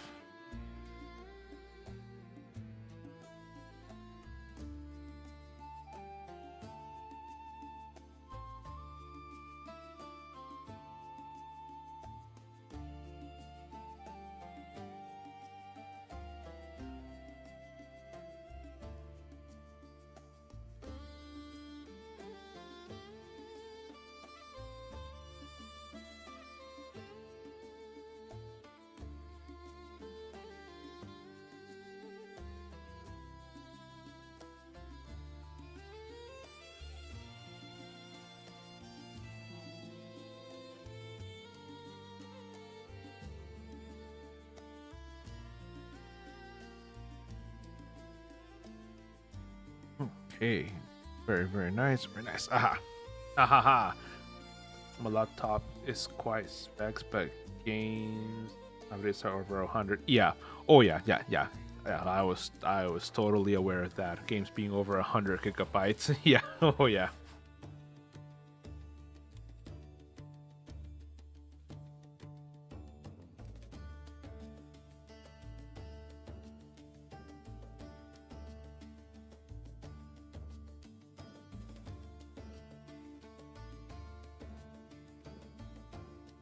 Okay. All right. And now for the last portion. Now we're going to paint the actual body parts, the head, horns, hands, feet, and tail. And for that, because he's a copper dragonborn, I don't have an actual normal copper, so I'm gonna be mixing this antique copper with rose gold. Hopefully I'm able to get a good combination going.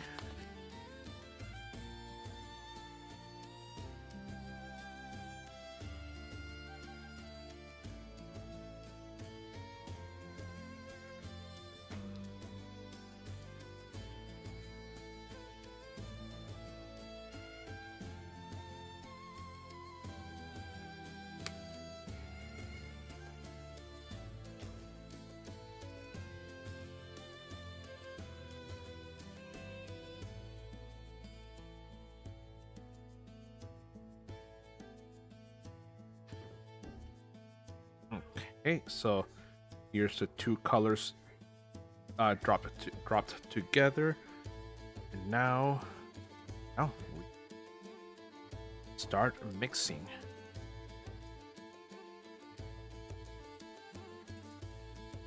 Yeah, because I like the antique copper, but I think that one's just too dark for me.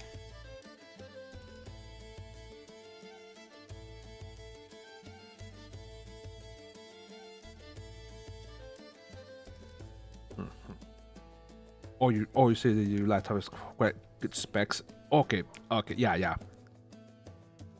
Basically any modern gaming or any modern gaming laptop nowadays they all come with pretty good specs for gaming.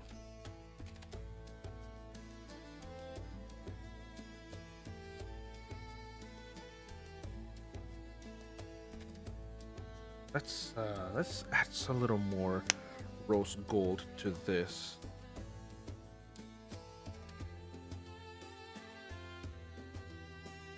We need this to make it a little lighter.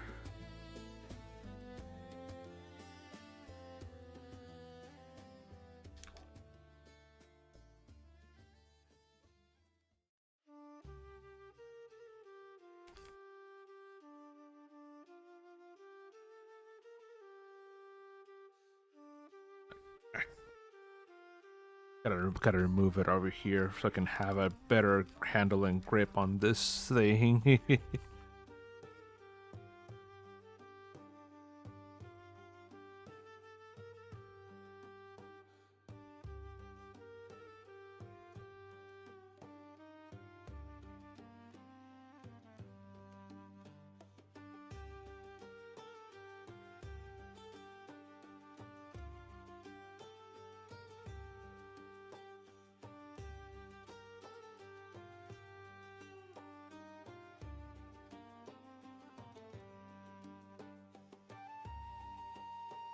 Okay, so it's looking better, So let's go ahead and paint that on.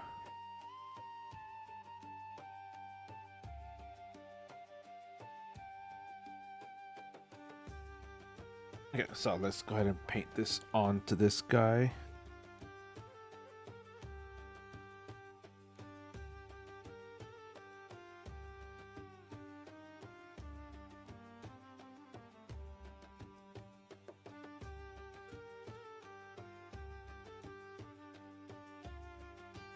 Yeah, get the snout.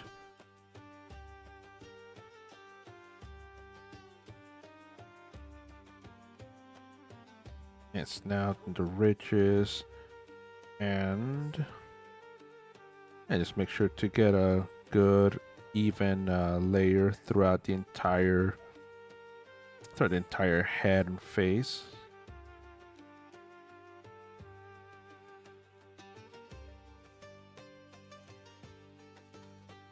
Yeah, and is also doing a pretty good job covering other black and red paints that have landed on the landed on the head in the previous while painting other parts. While painting the armor.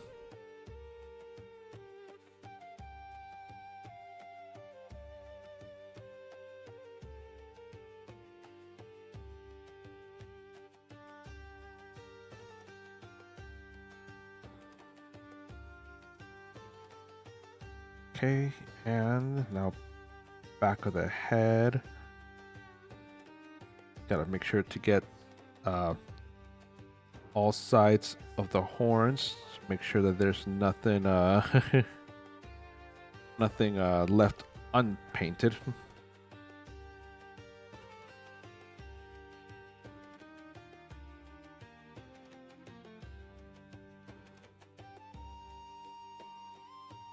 Okay, make sure to now to not move this away from the camera completely. I'm still learning how to like maneuver the miniature so that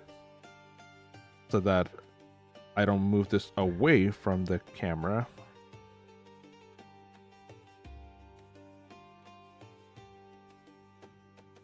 Okay.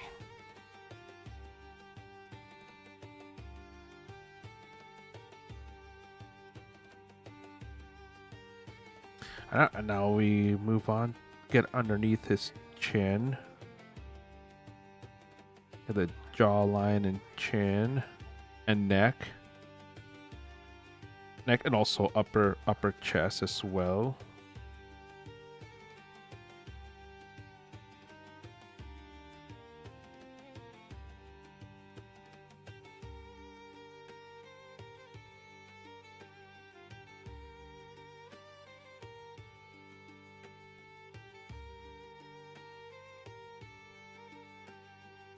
Mm-hmm.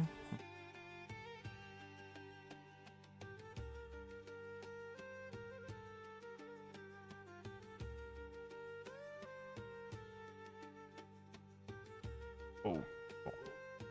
I think I've got it over here. Back of the neck.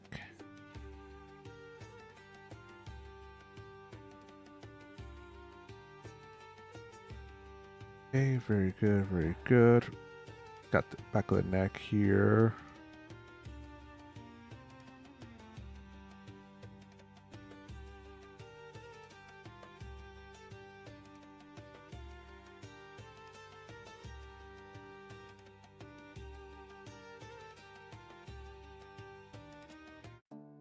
Okay.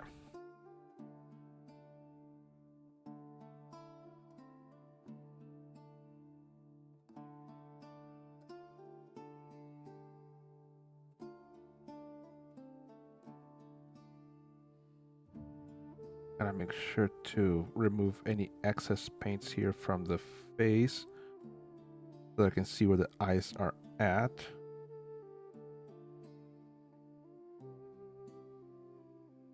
Okay, but yeah, that's really, really, really good. And then let's get one of these hands.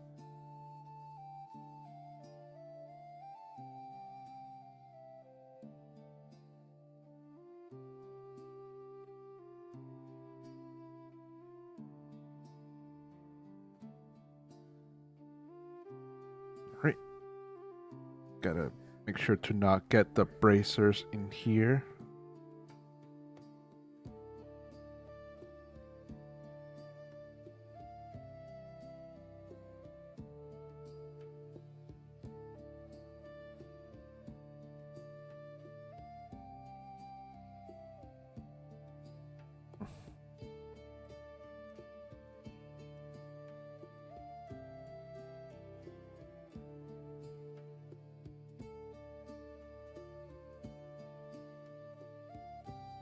All right. There we go. There we go.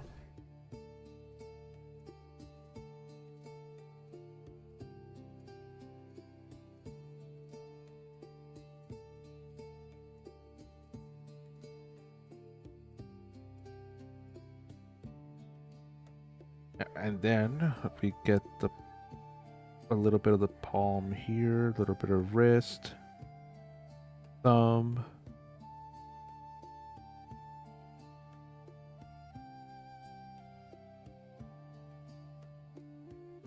And then we go back here with that gunmetal gray color and touch up over there.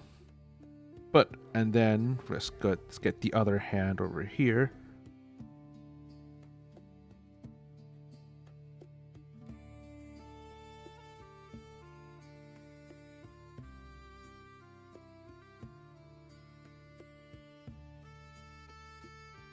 All right, and oof, oof, oof, oof, oof, oof, oof. Nice.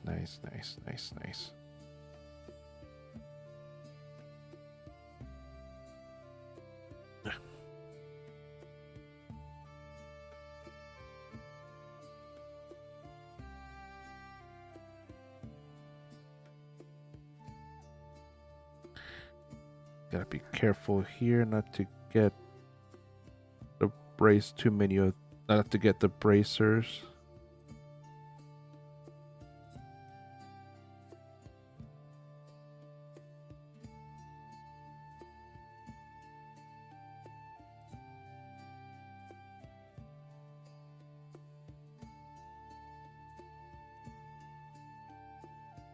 And these small details are often really hard to replicate here, but once I get them, they're so satisfying to see and behold.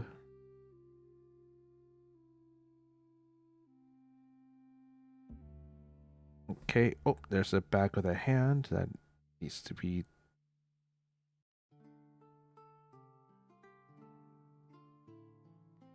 to get that there. I got it.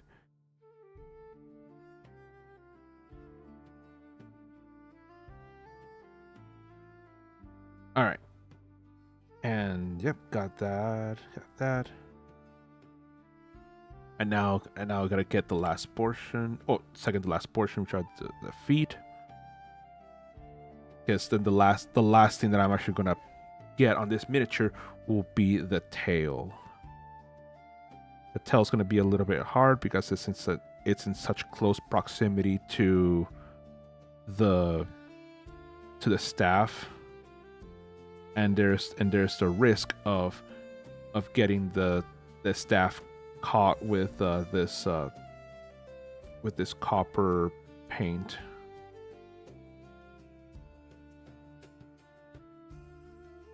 Okay. There.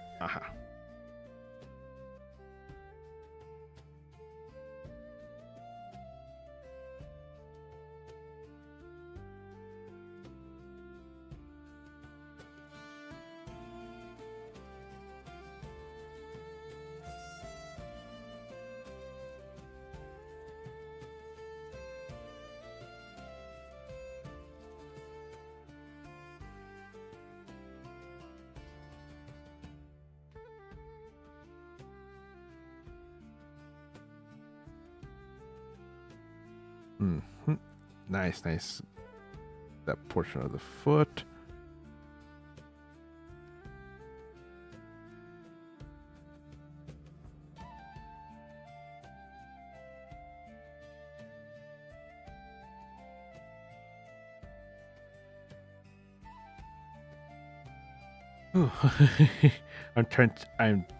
I'm not as talkative in these sections with these fine details because I'm holding my breath aside just to prevent myself from any extra unnecessary movements, and then just getting and you just make sure to get good even coverage of this copper on those sections.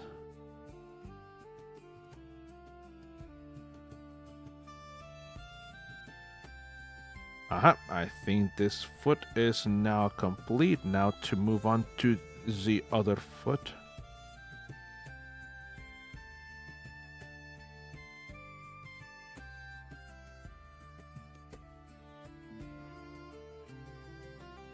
Okay.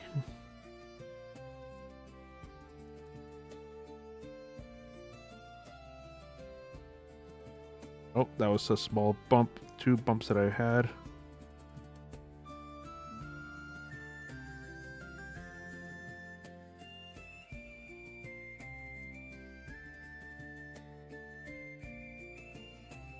And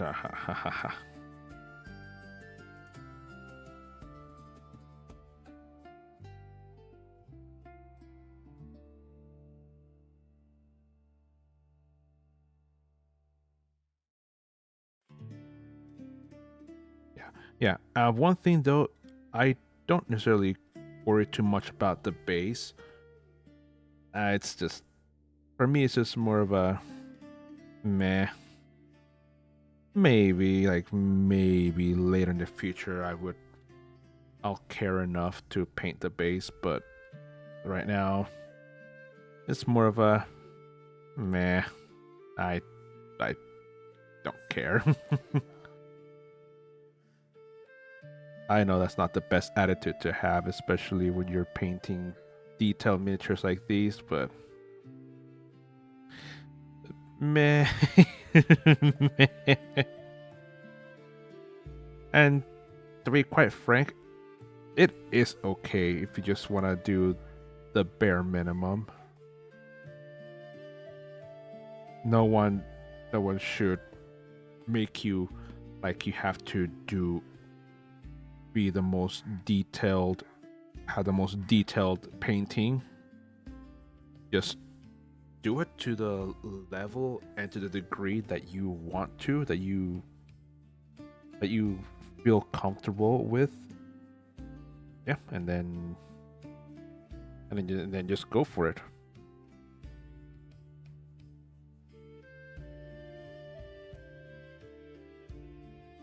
Okay, so this tail portion here is gonna be a little bit difficult to get, especially at the bottom here, underneath the tail. So I gotta be careful and not get the legs.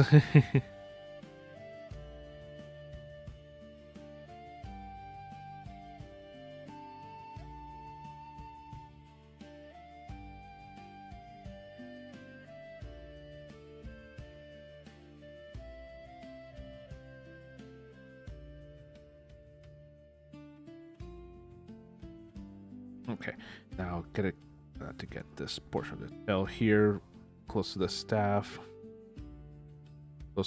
of power. Ooh, ooh.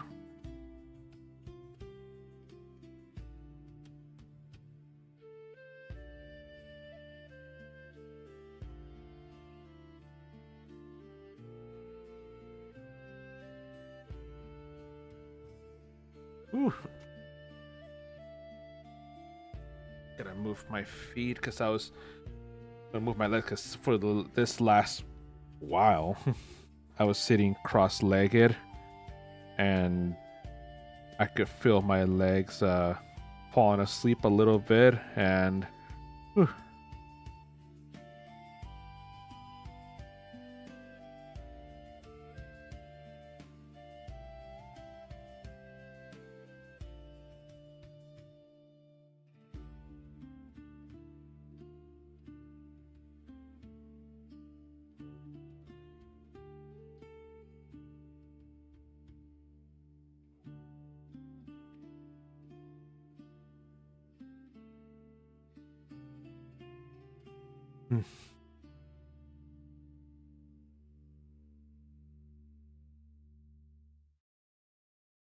Okay, and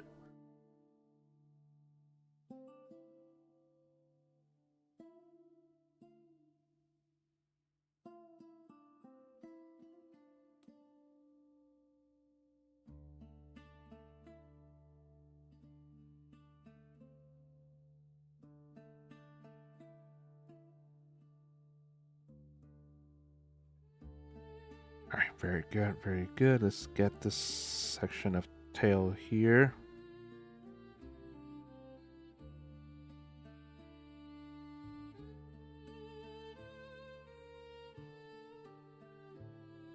Now we just have underneath here this section of tail that we still haven't gotten yet.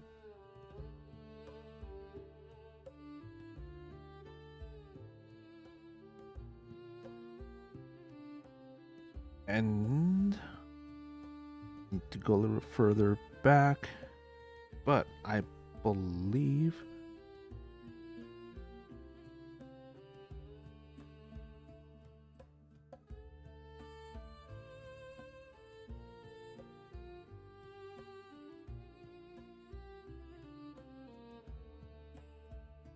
all right, I think that's done.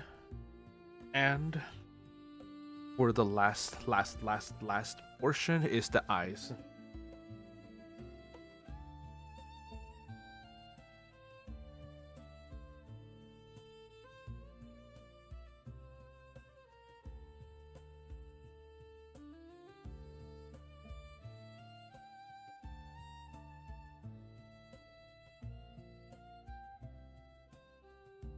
And that section will use my smallest brush again. And I have this almost like turquoise color, this Atlantis color that will be perfect for the eyes, because imagine for this Dragonborn, since he's copper, his eyes will have this basically almost like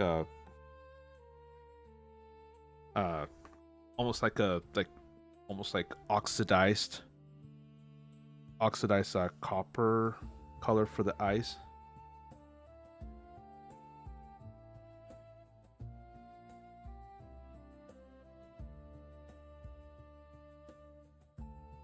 Okay.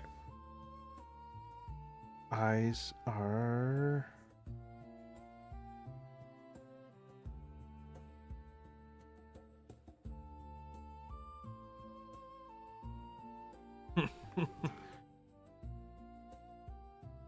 don't do this to me. All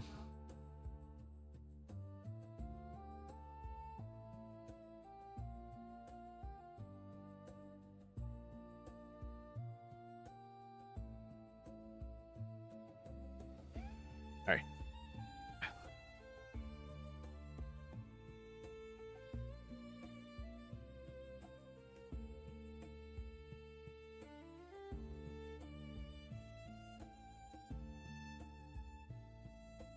All right, there's one eye.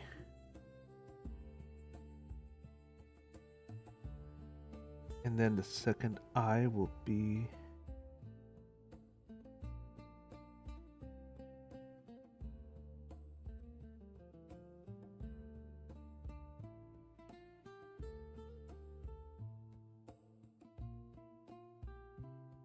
this one is still too.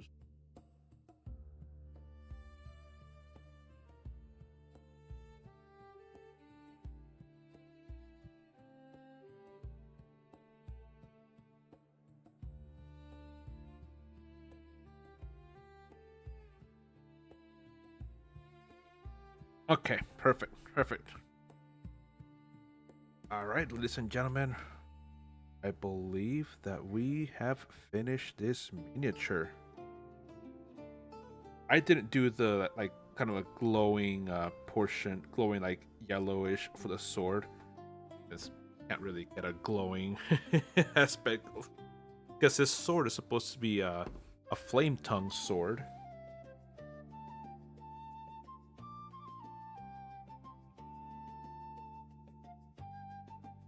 Because the trick about a flame tongue sword is that a flame tongue is it's a normal longsword, or basically any swords that can deal slashing damage. But then as a bonus action, you speak its activation phrase, and flames leap out of the blade of the sword. and so so the fires covers the blade, and so whenever you at whenever and you speak once again the activation word for that sword in order to put out those flames. But but for as long as those flames are active, uh, the it deals normal sword damage average. So in this case, it being a long sword, it deals 1d8 slashing damage. But when activated, it deals an additional 2d6 fire damage. So yeah, so this sword can do quite a bit of damage. Can be a massive boon to any DPS for any melee based characters. So yeah. So here we have our paladin sorcerer, Sisyphos Pregiandelin, wielding his flame tongue and wielding the staff of power. We have a scammer here. We got a scammer.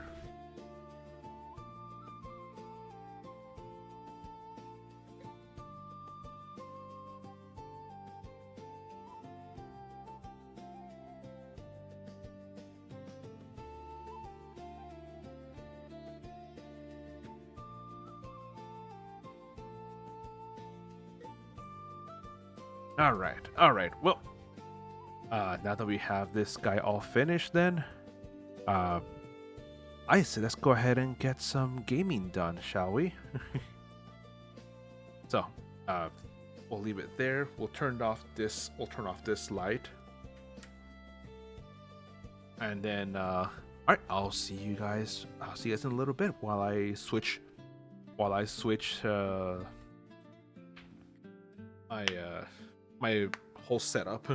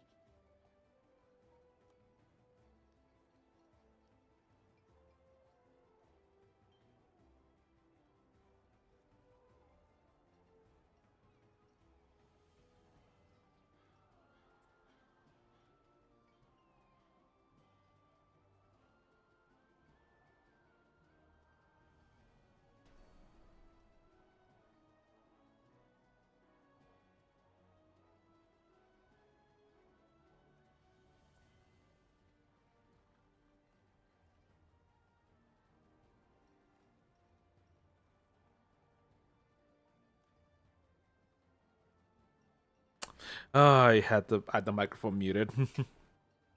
Ah, ay, ay, ay.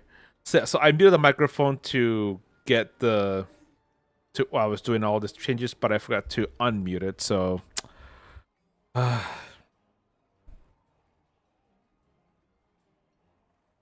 sometimes I know cringe, cringe, cringe. Ay, ay, ay. And my wife, she's over there laughing at me. Just laughing, laughing, goes laugh it up. Laugh it up. And she's like, oh, I am.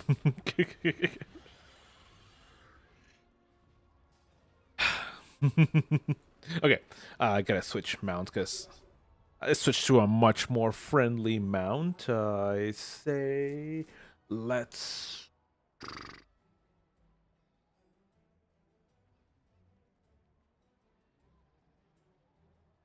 Think I think let's go with the Neo Eclipse Lion. No, no, no, no, no, no. Wait a second. Wait a second. Where is that other one? Aha, the Glorious Undead Lion. Let's do that one. I like this one. This is a very, very good mount to have. And also, see, let's change abilities instead of having this one, the Commander Tyrannosaurus. Let's change to the Glorious Undead Lion, Necrotic Roar. Enemies take 16% more damage, reduces our target's accuracy by 16%. And it does a little bit of AoE damage. Alright, choose. Choose. Yeah, Necrotic Roar, really, really broken power. Oh, no, I wouldn't say broken, but just very, very powerful. Okay, so let's see who are on. Okay, we have Griff, we have Chilbis, we have Rason. And I see you, Sarah. You're logged in. We have that. We have that. Okay, okay. Not bad, not bad. That's a good collection of people out there, right? Okay.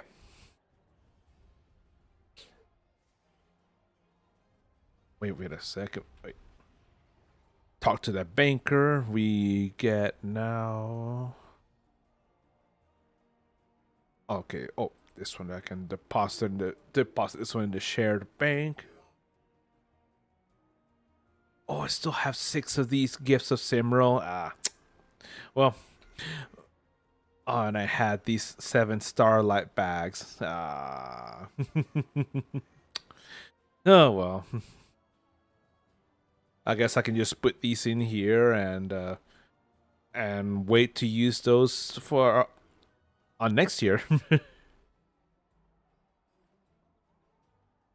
Okay. All right. So we have all that, and yep, yep. Now we're not. Oh, wait, powers. Gotta change to a line breaker, and with that, okay. So I'm gonna. Okay, so Sarah, I'm gonna invite you to the Q group, and let's go ahead and do a random Q group. Okay, and then let's go ahead and get some people over for for random queue group. Looking for group. Okay, so looking for 3 more for RDQ.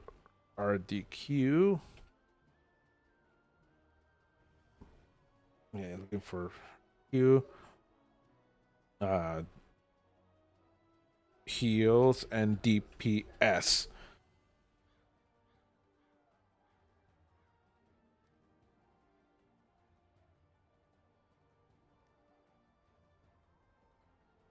Okay.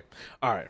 So hopefully, hopefully this shouldn't take too long. This shouldn't be such an onerous task. Okay, so we have people looking for random trial queue, uh, advanced soul harvest, healer, DPS range. Okay. Uh-huh. Yeah. So looks like I'm competing with some people for some quests.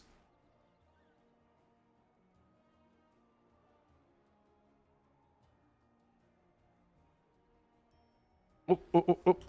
Nephalen, inspect. Ooh, nice healer. Invite to queue group. All right.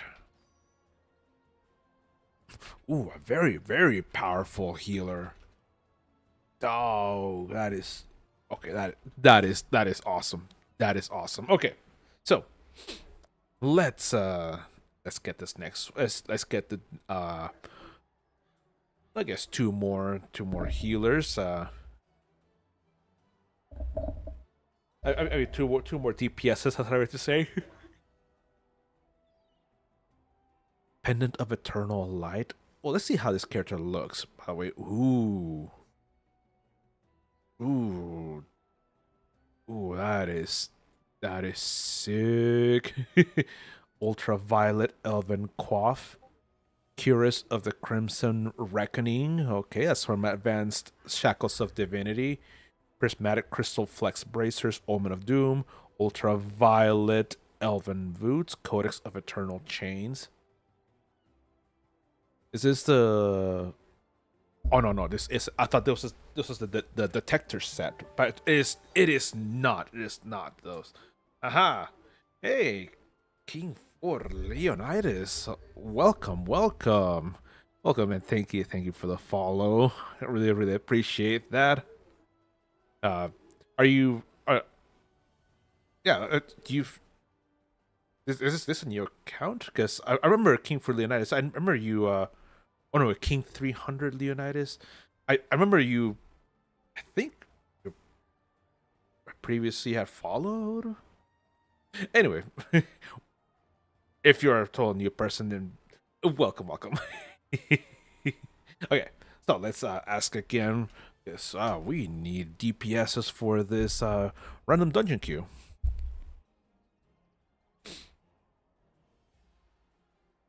Okay, appearance, gear. Okay.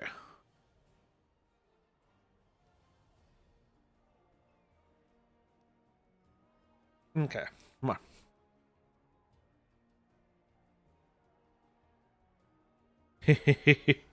Well, I still looking, waiting, and hoping for people to come on over.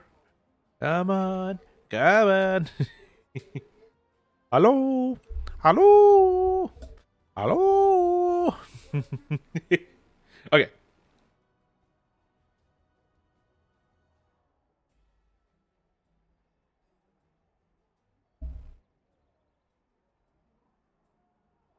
let's see. I am the civil sub. Oh, it plays very time slow. Okay, yeah.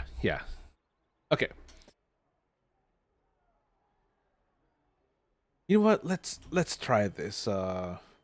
Keep Q group together, and hopefully, hopefully the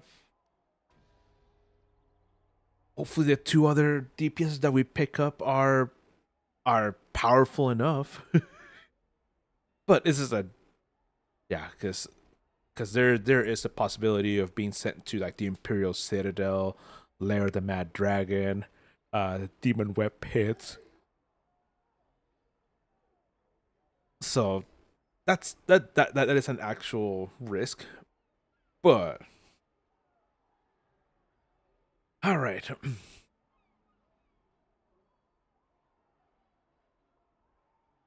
all right. Now, oh, yeah, okay, good. We're now just waiting for the map.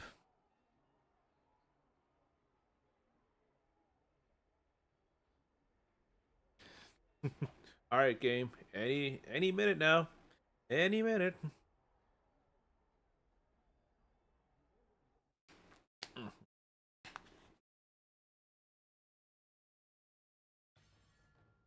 Cloak Tower. Okay.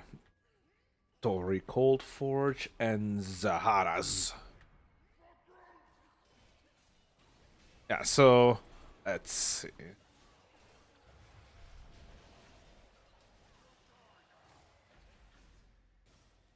Okay. Tori Cold Forge. Inspect. 72,000. Zahara's. Inspect. Okay, 119,000. Okay. Okay, so Zahara's will be most likely a much more uh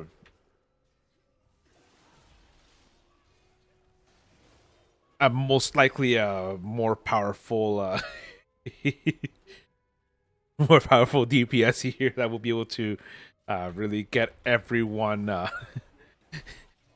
as to really bring the pain to these enemies, especially these bosses. These bosses can be quite tanky actually.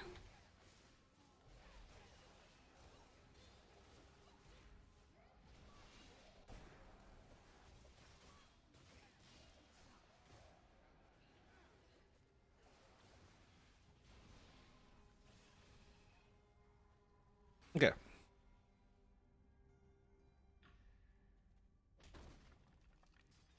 Okay, so the warlock still hasn't. Oh, okay, okay, the warlock has now arrived.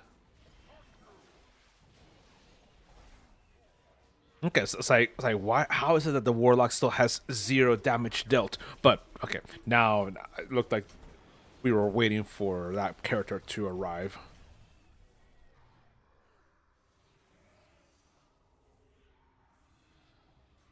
Okay.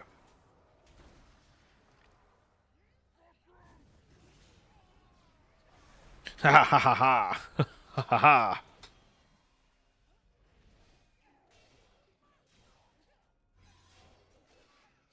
Okay, okay.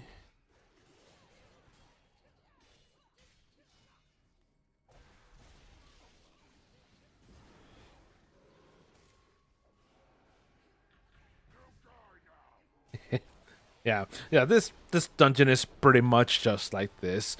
Just wave after wave after wave of orcs, and this dungeon, although it looks pretty dang cool, it's it's actually just kind of one note.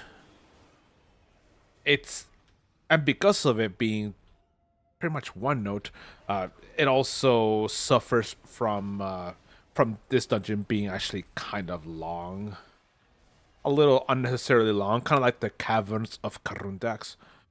Yes, it's a good dungeon, good design, but there's just a lot. It's just too much.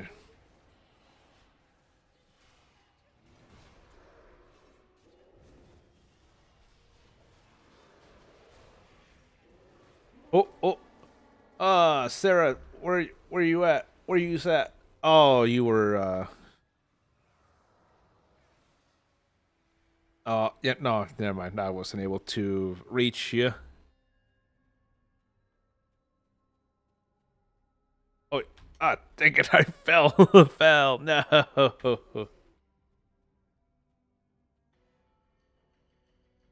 Okay.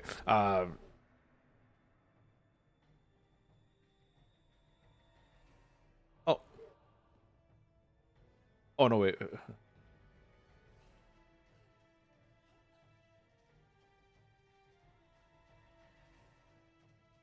Oh, I thought that was you going down, but no, no, I wasn't.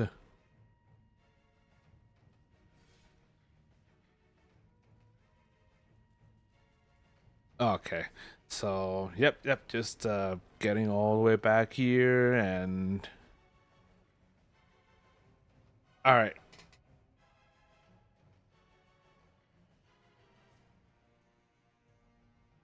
Okay. Uh,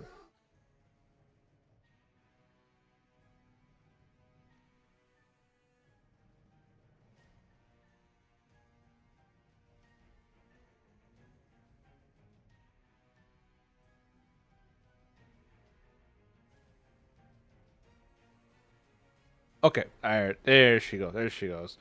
Yeah, so I just pretty much meet her up here. There.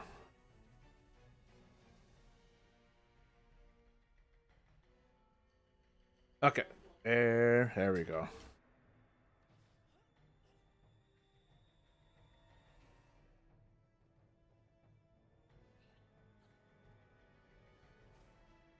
Yeah.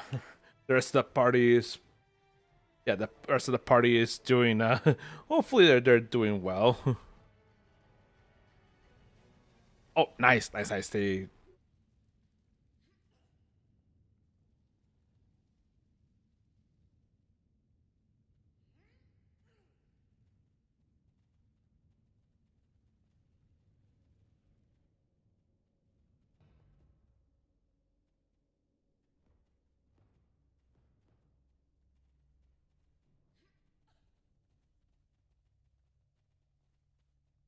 okay. All right. Yay, they got him. They got him. Okay.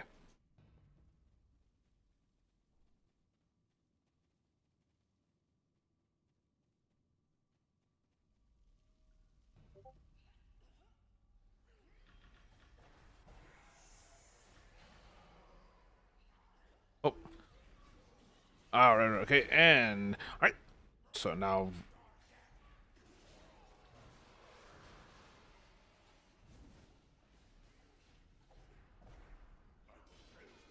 I will destroy you. I will kill you.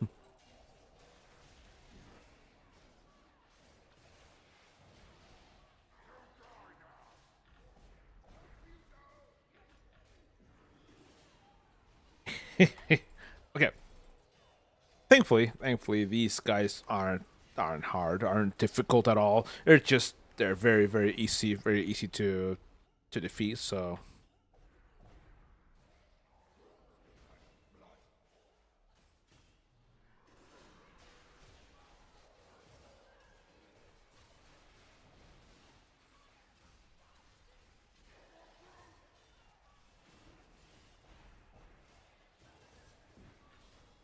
okay, and yep, I think that should be all.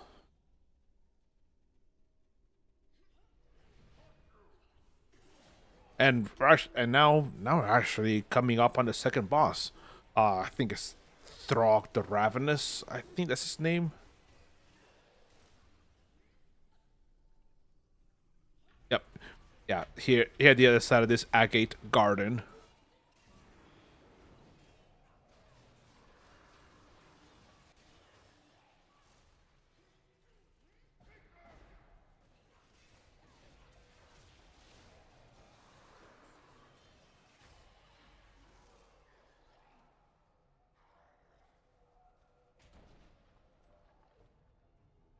All right.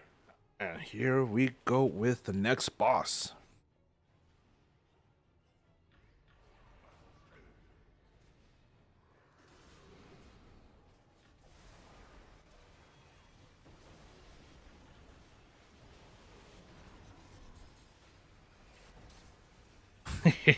All right, people, don't waste this opportunity because I just gave you a wonderful opportunity to deal massive damage to this guy. I think you all took advantage of it. So good. And Milo, welcome. Glad, glad you're able to come over, even though it's quite late over there, man.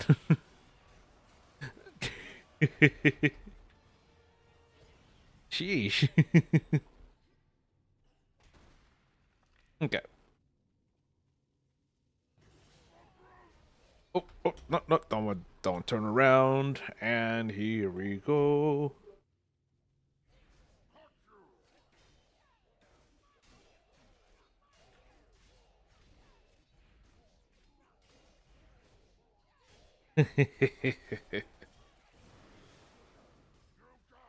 Aha.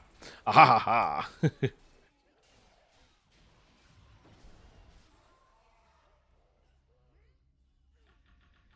It's like, yeah, whoa. Well, I know Connor because Milo's also in the UK, so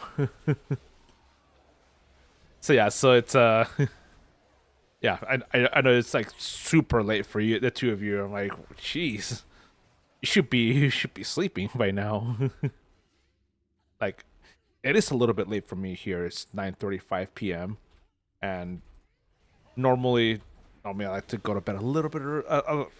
I usually go to bed a little bit later than this, but yeah, I used to go to bed a lot earlier than this when I was still working. I used to go to bed at around 7, yeah, around 7:30, 8 p.m.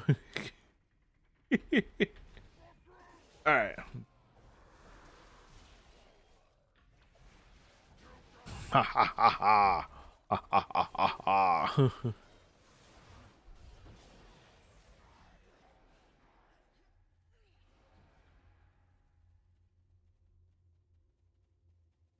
Right.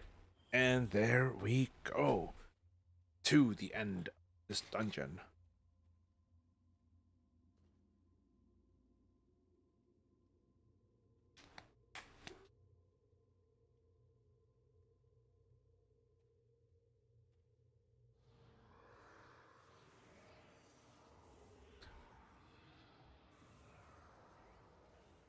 Oh, mobs. Oh.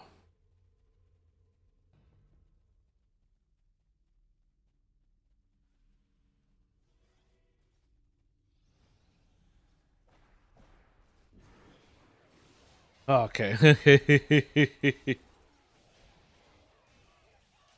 Okay. There. There. We got him.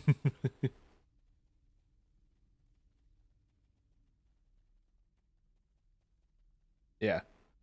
Well, you can thank us later. Just keep moving. All right. There we go. There we go. Aha.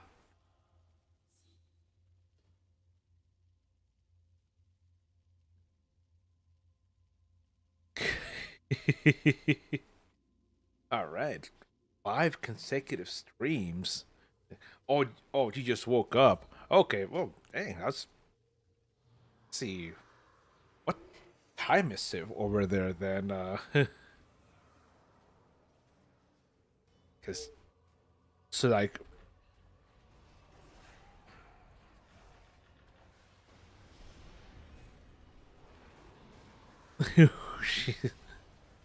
oh, okay.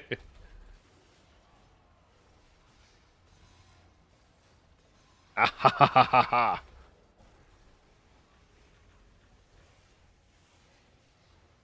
Okay.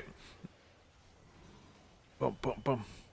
4:38 a.m. Okay, okay, that's not bad. It's not bad.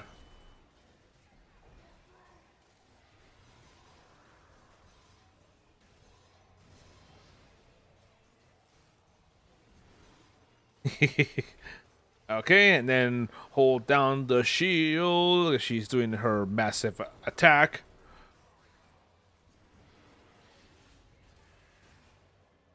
Okay, yeah. This boss is very reminiscent of uh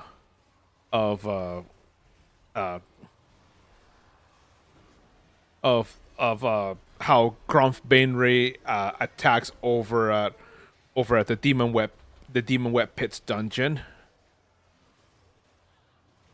So that Grumph Gus it will randomly jump to another character, to another mob.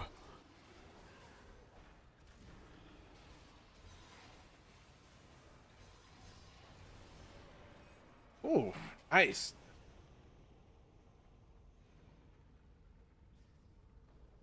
All right, and we are finished.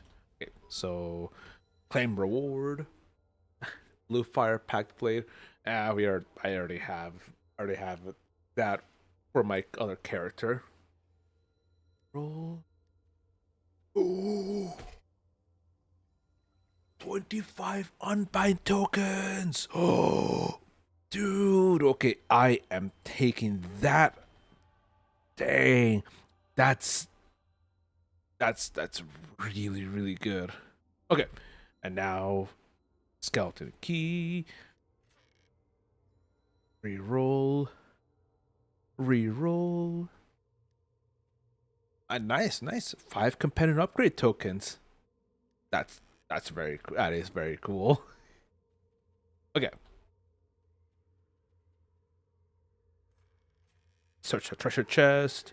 Nice, nice.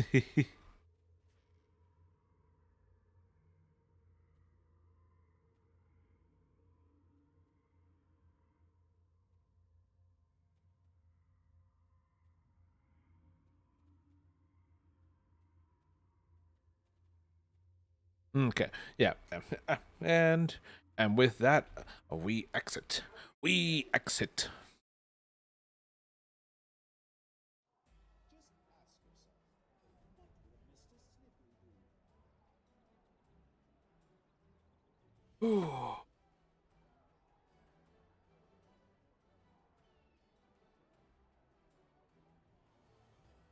Okay. Okay. Well, now that we have all this done, potion of defense, potion of accuracy. Yeah, these were good when back at level 8. Not now anymore. Not anymore. Okay, so uh let's see. We have cleared those two, and I'll ask him our ADQ.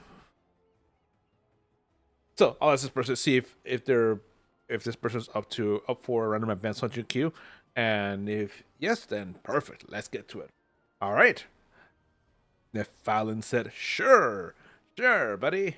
Okay, so let's go. Looking for two more, uh, two DPS for random advanced dungeon queue, and well, let's uh,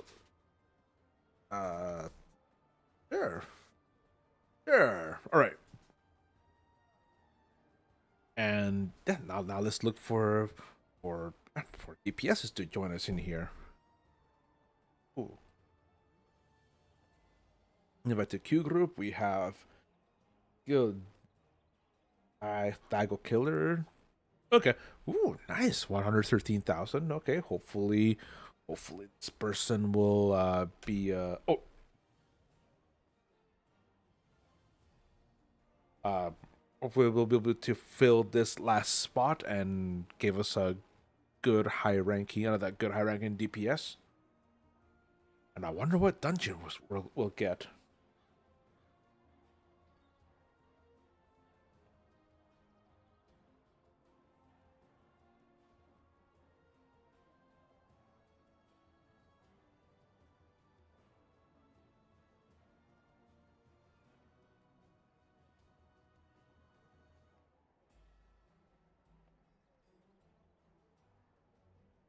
Hmm. Yeah, so uh I guess should we just uh pug the last one, or should we keep ask? I'll ask one or two more times, and then if no one answers, then we just uh go in there and just enter, and well, have the game find us a fifth person, that third and final DPS.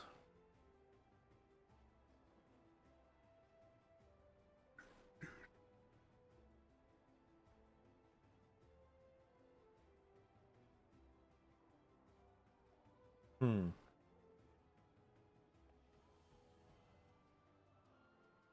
Hmm. Hmm. Hmm. Hmm. Hmm. Hmm. Okay. Well, one more, one more, one more, and then we just click on this and the join random cube button. Okay. After this dungeon, you go look. Okay. Okay. Yeah. Okay. All right. Good. Good idea. Good idea.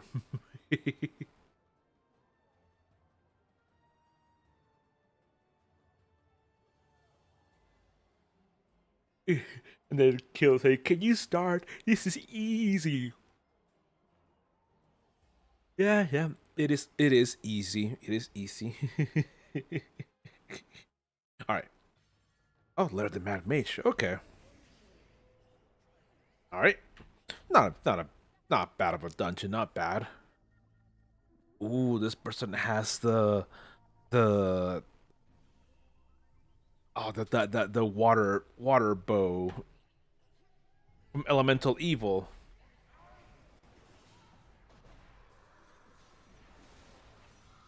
Okay.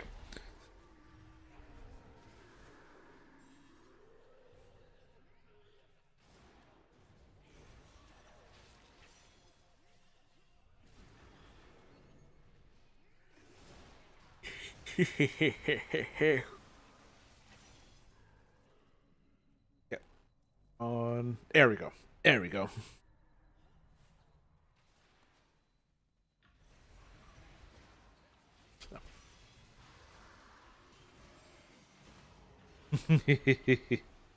Move. It's telling us to move over. This is bull. It's small bull.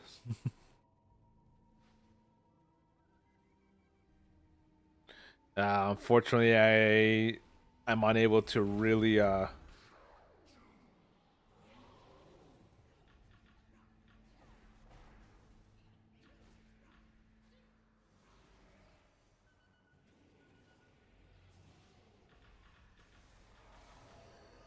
Okay.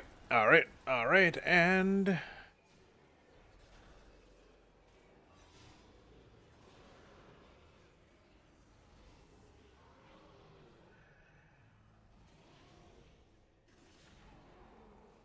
okay. Come on, man. Ah, there we go. There we go.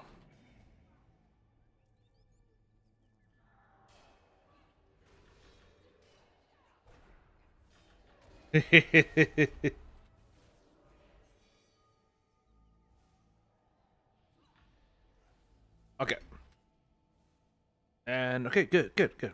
Uh, Pat.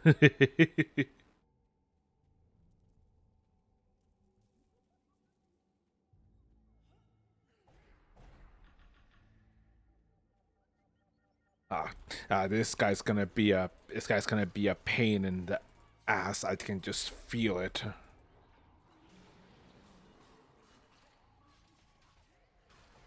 Okay. Well, thank goodness I have his DPS here that can help us take it down. Okay. All right. Let's go. Let's go. Let's go. Let's go. Let's go. Let's go.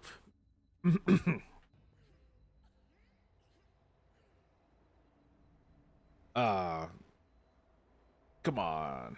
Come on.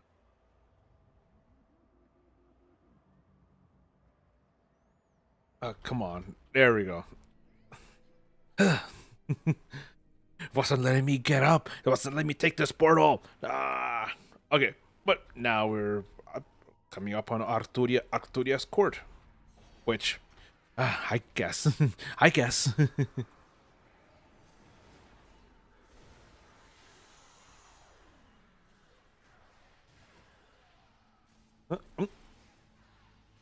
And then lastly are these shambling mounds.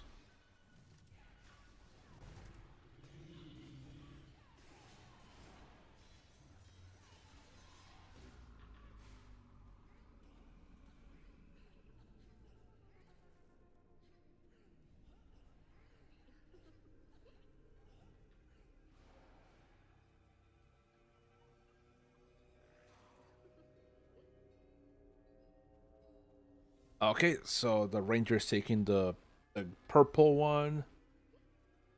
Uh, okay.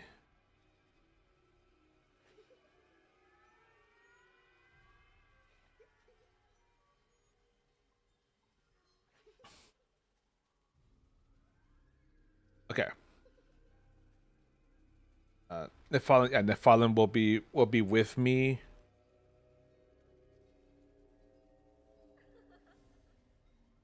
Uh,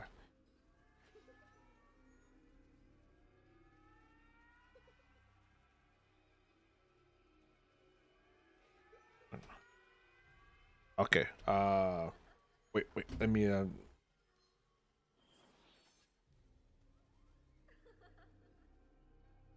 Okay. So ruthless.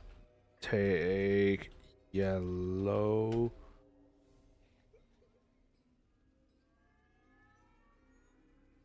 Okay. Okay. All right. Now we go. There we go. We go to the light three now.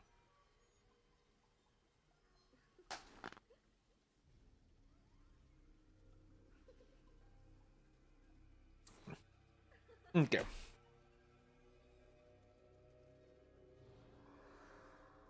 Okay. There we go.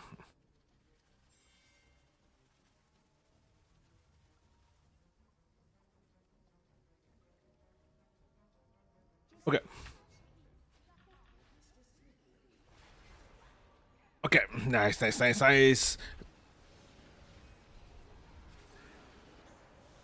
Okay. Oh.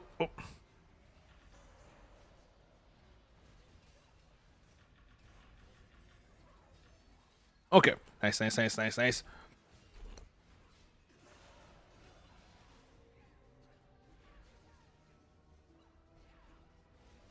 Oh. Okay. There's a butterfly golem now. Oh. Oh. Oh, I got controlled. Controlled.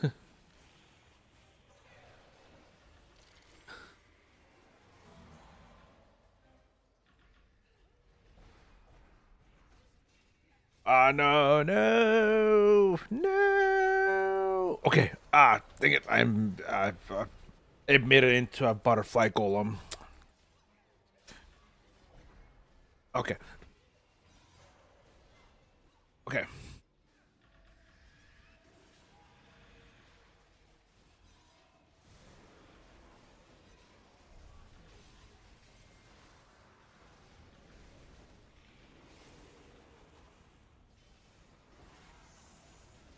Ooh. Nice. Oh. Ooh. Ooh, that was a good fight. Thank goodness that both that this rogue was whoa. Bobby says Kamehameha is super effective. I wish I could use that power. But no.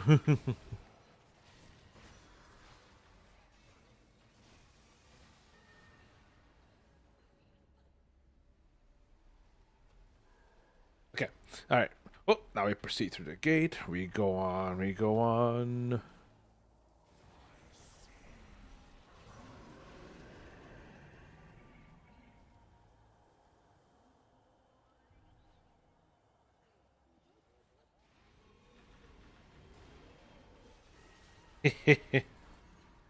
Okay. Nice.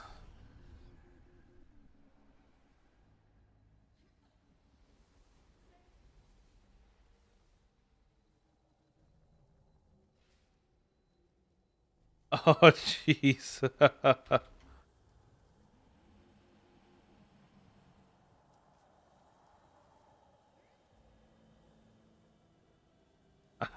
Yep, this way.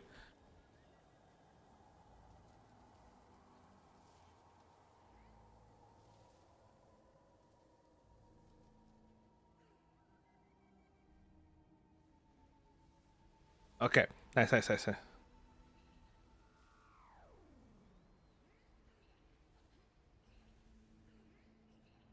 No. Ah, wrong way.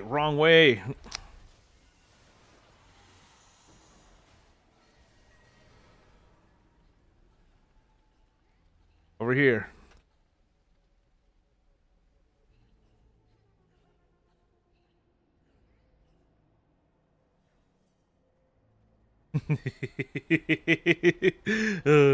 Whilst Leo kicks back and gets drunk on soda. Yeah, yeah. He does have that Land gets banished to Shadow Realm.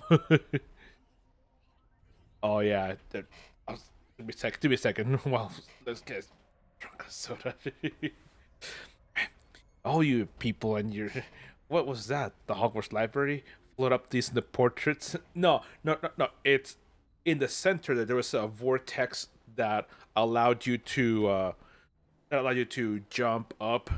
Yeah, jump up, and then there's an entrance right there that you actually need to enter to. There's just that the rotating paintings is just a distraction made to trick you, to trick and disorient people.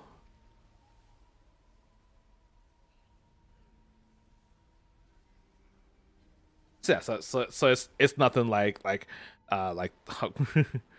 like Hogwarts to me. Yeah, well, we're inside of a lair belonging to Hallister Blackcloak, the great archmage who owns Undermountain. And this guy is absolutely terminally insane. Like insanium in the cranium.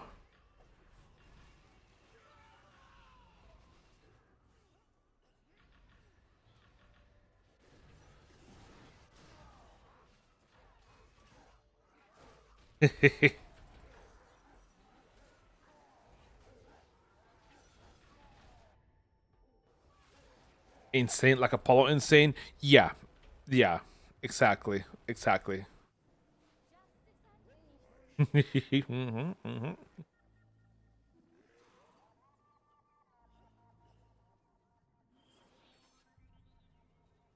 Okay.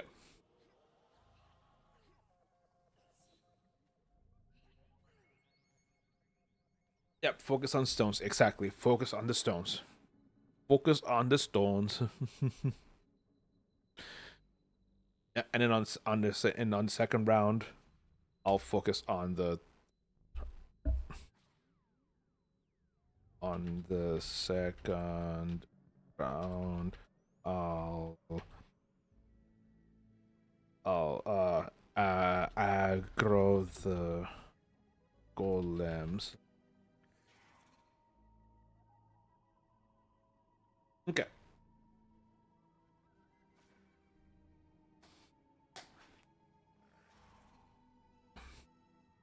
Okay.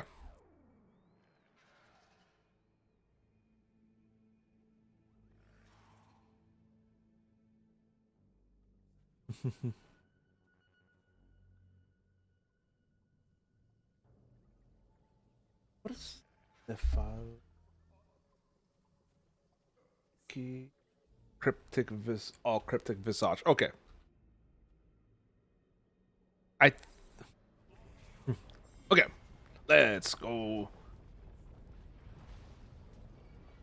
The Alaskan boarworm.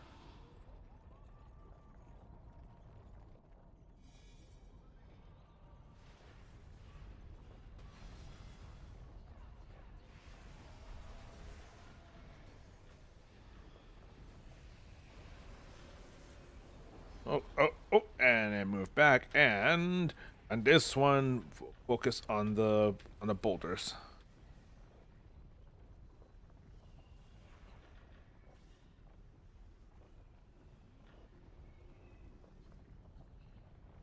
There we go, there we go. Ah, yeah, yeah, yeah, yeah, yeah.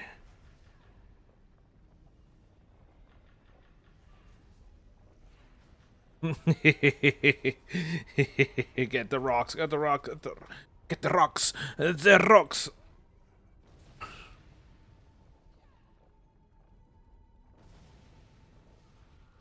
Okay, okay, and wait, oh,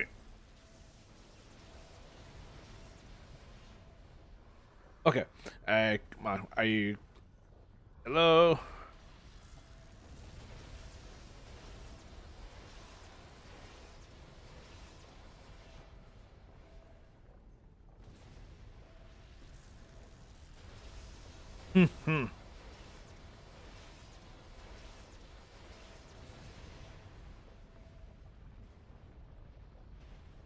Okay. Ooh, nice, nice. Not bad, not bad.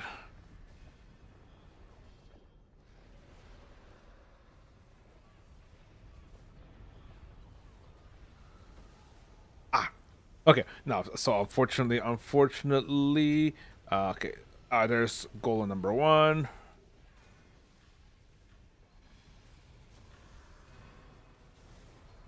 Okay.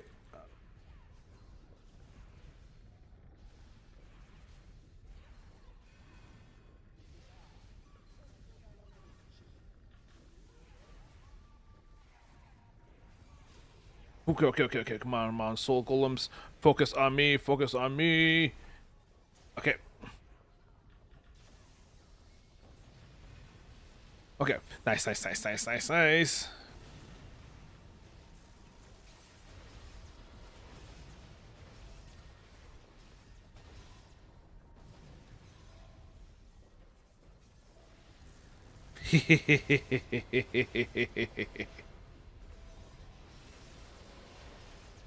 Okay. Nice. Yeah, that's how you do it.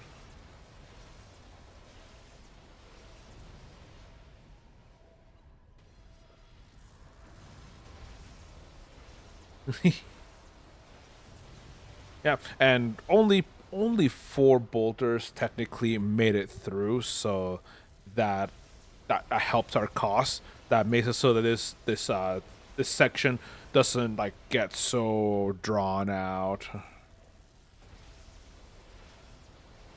Yeah, so it should be good.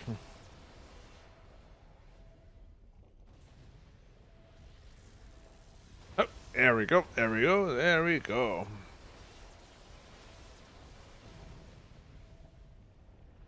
And there we go. That's all. That's all of the. Oh, you're grinding dragons. I see. Yeah. Four boulders. Did you run from them? No. Yeah. Well grinding. Technically, something is being ground, but not dragons. So, if you really want to get very technical with it, Gryffindor. Okay. Okay. Wait for this to finish cooling down, and I can change. But yeah, but just wanted to get some additional astral diamonds. Get all my dailies. I get these dailies done, and with that, well, continue to move on and get more get more astral diamonds. Cause oh boy, do I ever need them.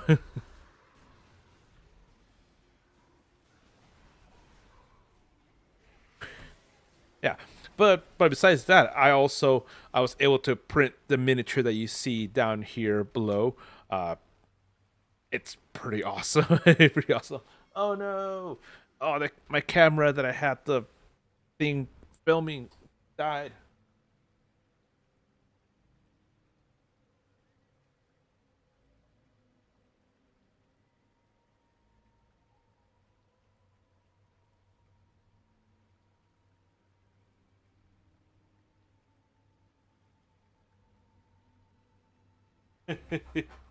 Oh, I should probably continue to move over there, while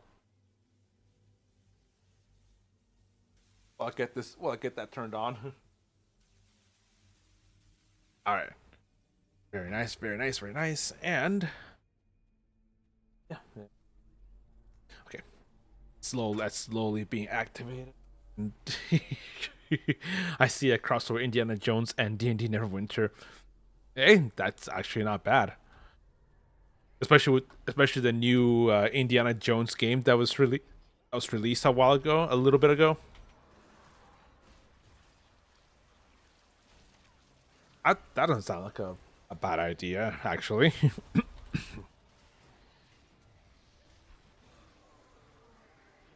Or do you remember that old like Temple Run game that was really popular like in 2011, 2010, 2011?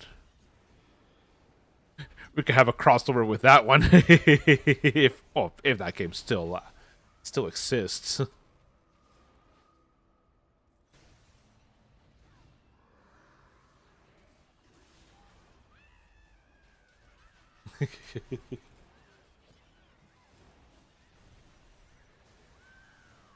Okay.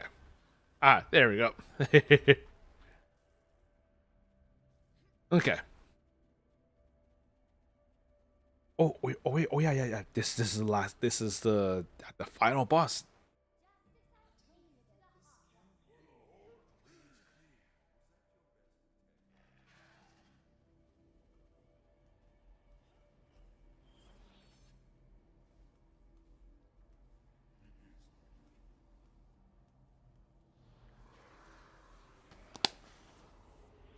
Am I planning on doing dragons? Hmm. That I don't know actually. Cause it is 10:06. I'm thinking maybe keeping stream going for an additional like half hour, and then I'll probably just call it quits there because I have to invoke my other characters and yeah, maybe not. Maybe not. I am getting pretty dang tired. Mm-hmm. Okay, this that and okay.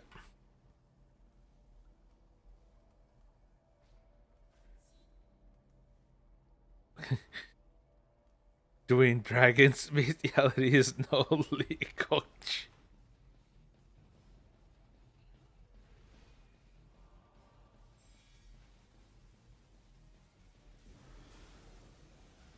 Okay. All right. Well, and okay. Nice, nice, nice, nice, nice, nice, nice. Okay, three scorpions have been activated.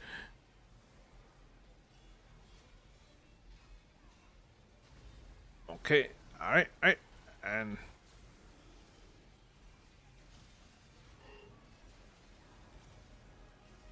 nice, nice, nice. Okay.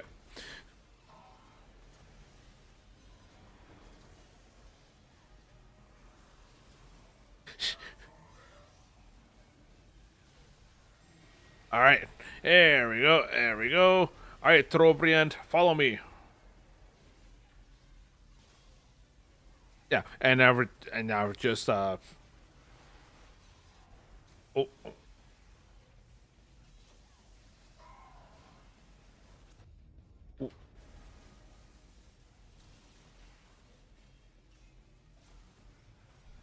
oh, oh, oh, oh, oh. Okay, I only got two. Got two of those, and then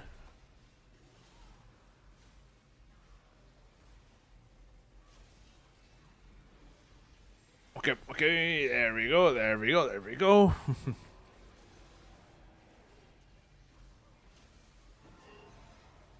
Oh, oh.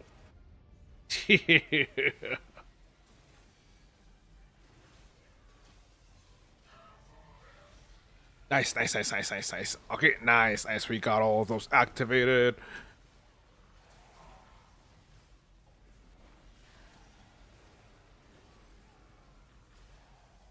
Okay. Ooh. That is I say nice, nice, nice, nice, nice.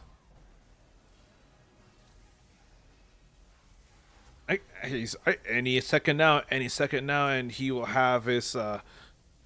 This power will be your doom. Oh, there he goes.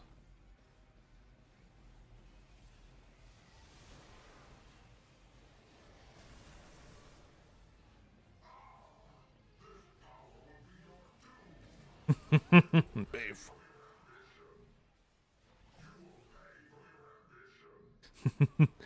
You will pay for your ambition. Ah, how dare you?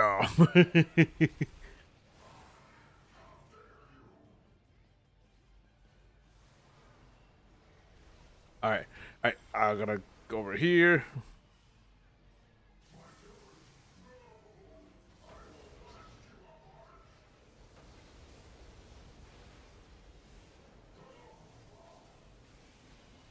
All right, and still channeling power and go.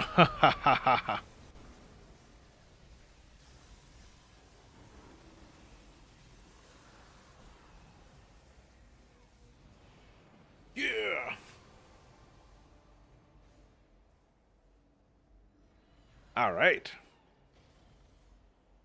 Hmm.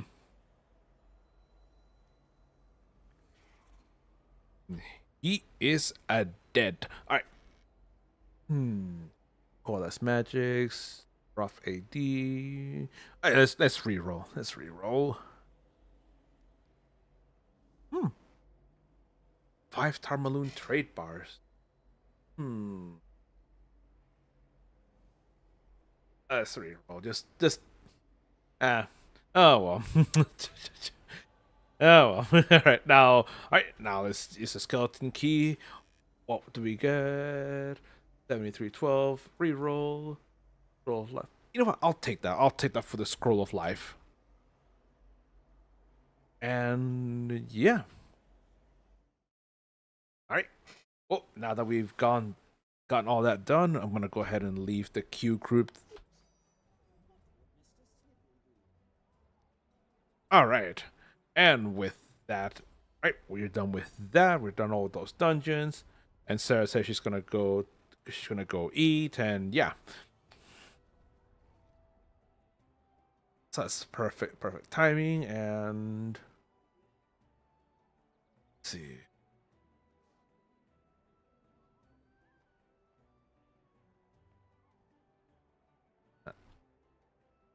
Yeah.